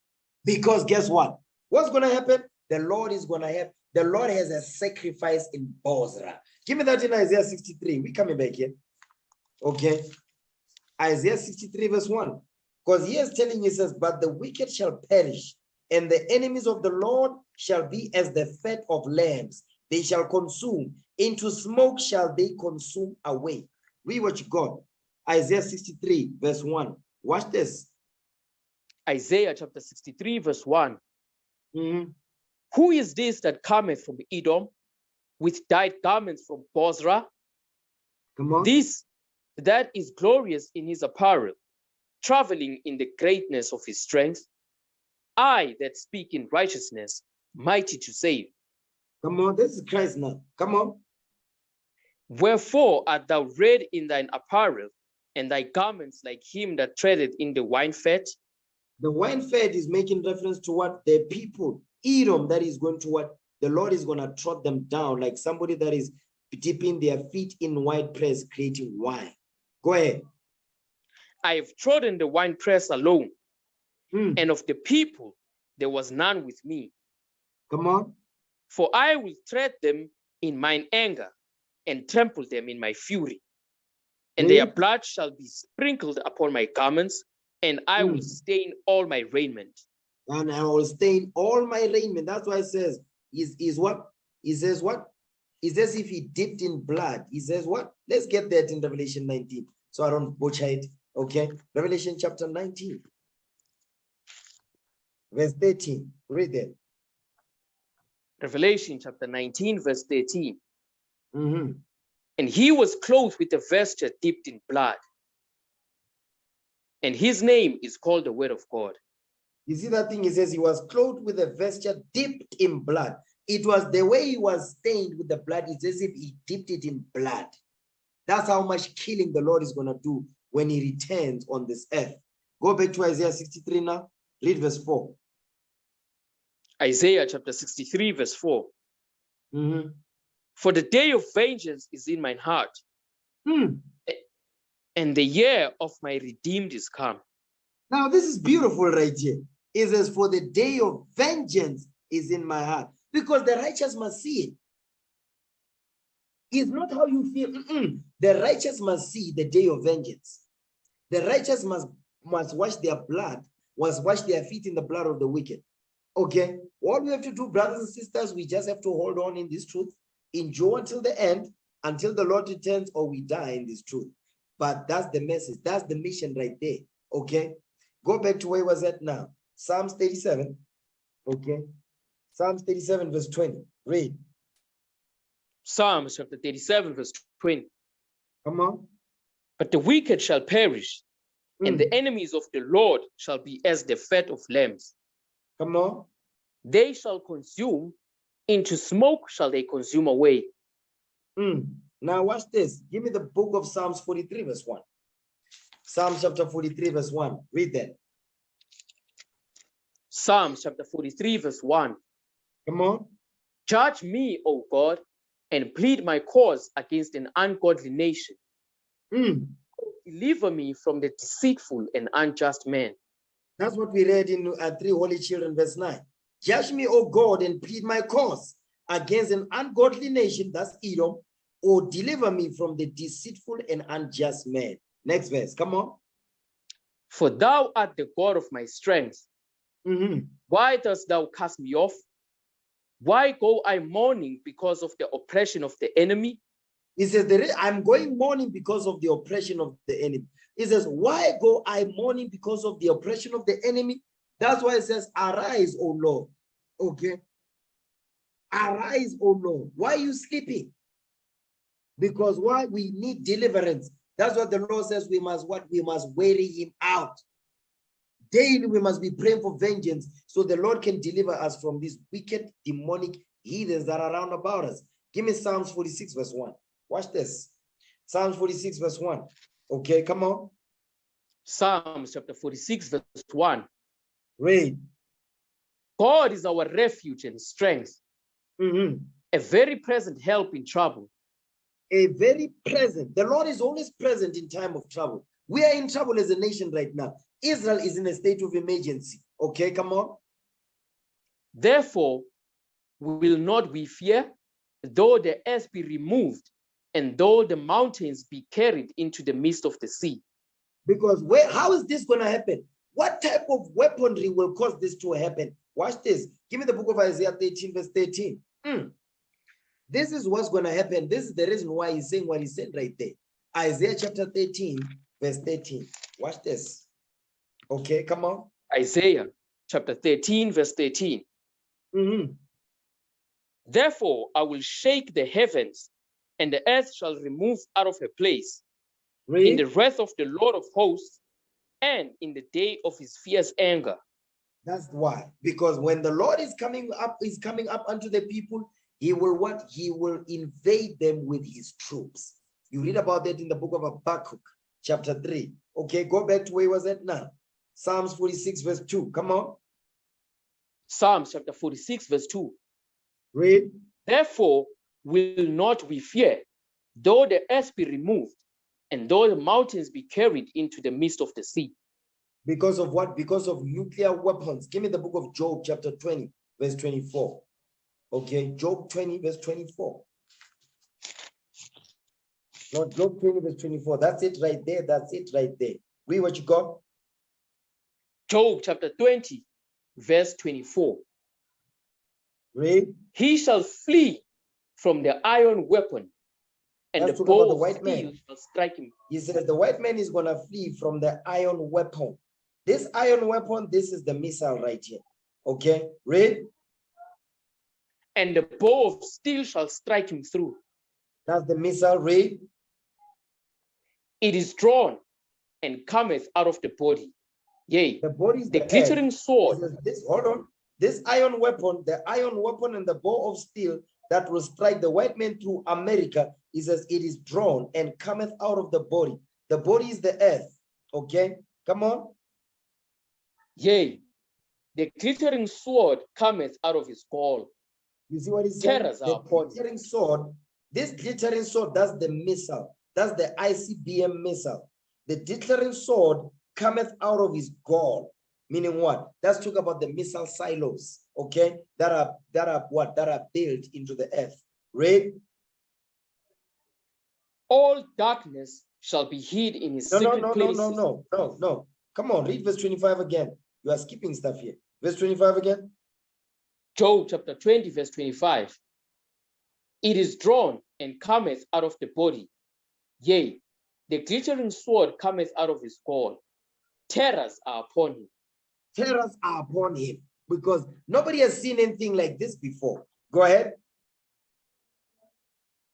All darkness shall be hid in his secret places. A fire not blown shall consume him.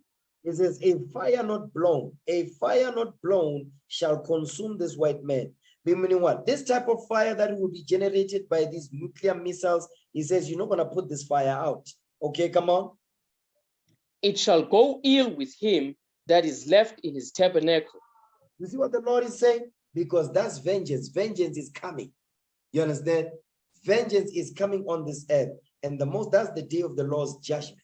That's the day of the Lord's sacrifice. Okay? Go back to where he was at now. Psalms 46. Read verse 3. Psalms chapter 46, verse 3. Though the waters thereof roar and be troubled, though the mountains shake with the swelling thereof, Selah. Because guess what? On this day, every bit of God's creation, they're going to know that the Lord is in the earth on that day. Come on. There is a river, the streams whereof shall make glad the city of God, the holy place of the tabernacles of the Most High. That's the Jordan River right there. Go ahead.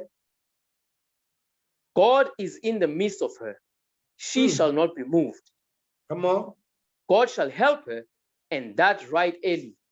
The Lord is going to deliver Israel. That's what he said right there. The Lord will deliver Israel. And when the Lord is delivering Israel, our enemies are going to be put down. Go ahead.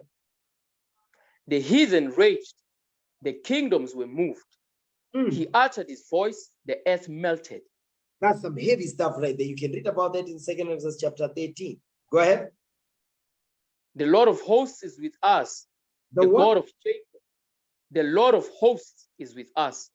The Lord of hosts is with us. The Most High God is with us. We're not alone in this walk. We're not alone in this fight. The Lord is with us. Go ahead. The God of Jacob is our refuge. Selah. Come on. Come, behold the works of the Lord, what desolations he has made in the earth. Read. He maketh wars to cease unto the end of the earth. He breaketh the bow and cutteth the spear in sunder. He burneth the chariot in the fire. The Most High God is going to do that thing. Christ will wreak havoc on this earth to deliver his children. Go ahead. Come on. Be still and know that I am God. I will be exalted among the heathen. I will be exalted in the earth. You see what he's saying? He says, be still, O Israel. I know that I am God. I will be exalted among the heathen. Because how is the Lord going to be exalted among the heathen? Because he's going to give these nations a beat down. That's how he's going to be exalted among them, because he's going to give these nations a beat down. Fire and brimstone. There's going to be hell on earth on this day. Okay? Read again. Psalms chapter 46, verse 10. Come on. Be still and know that I am God. I will be exalted among the heathen. I will be exalted in the earth. Come on. The Lord of hosts is with us. The God of Jacob is our refuge. Selah. You see what he's saying? The Lord of hosts is with us. The God of Jacob is our refuge. Selah. Psalms 47 verse 1. Watch this. Psalm chapter 47 verse 1. Come on. Oh, clap your hands, all ye people. Shout unto God with the voice of triumph.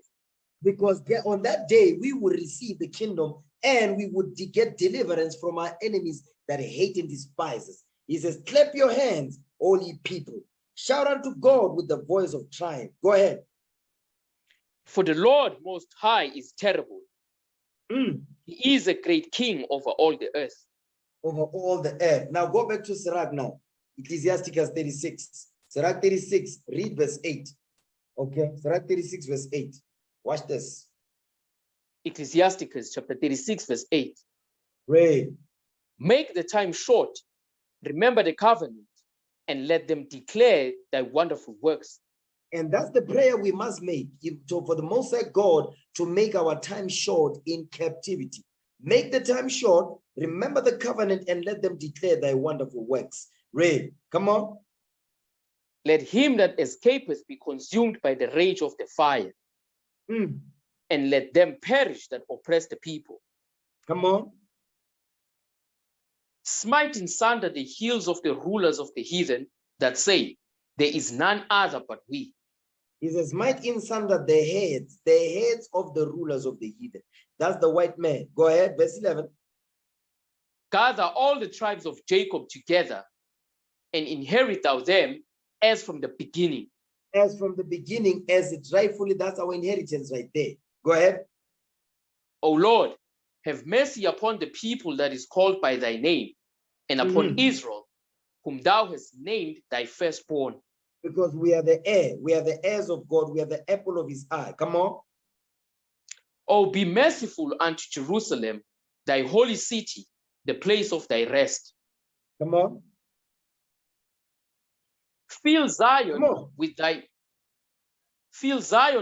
unspeakable oracles, and thy people with thy glory. Read. Give testimony unto those that thou hast possessed from the beginning, and raise up prophets that have been in thy name. Now watch this. Is okay. Let me read. It says, reward them that wait for thee, and let thy prophets be found faithful. O Lord, hear the prayer of thy servants, according to the blessing of Aaron over thy people, that all they which dwell upon the earth may know that thou art the Lord, the eternal God. All praises to the Most High God. Let's break bread. I'm going to end the class right there. All praise to the Lord this day. Okay. 1 Corinthians chapter 11, verse 23, in the honor of our Lord and Savior, Jesus the Christ. Okay. 1 Corinthians chapter 11, verse 23. For I have received of the Lord that which also I delivered unto you, that the Lord Jesus, the same night in which he was betrayed, took bread. And when he had given thanks, he brake it and said, "Take, eat. This is my body, which is broken for you. This do in remembrance of me." After the same manner also he took the cup when he had supped, saying, "This cup is the New Testament in my blood. This do ye as oft as ye drink it in remembrance of me. For as often as ye eat this bread and drink this cup, ye do show the Lord's death till he come. Wherefore, whosoever shall eat this bread and drink this cup of the Lord unworthily shall be guilty of the body and blood of the Lord. But let a man examine himself, and so let him eat of that bread and drink of that cup. For he that eateth and drinketh unworthily eateth and drinketh damnation to himself, not discerning the Lord's body. For this cause many are weak and sickly among you, and many sleep." In the name of our Lord and Savior Jesus Christ, we pray. Amen.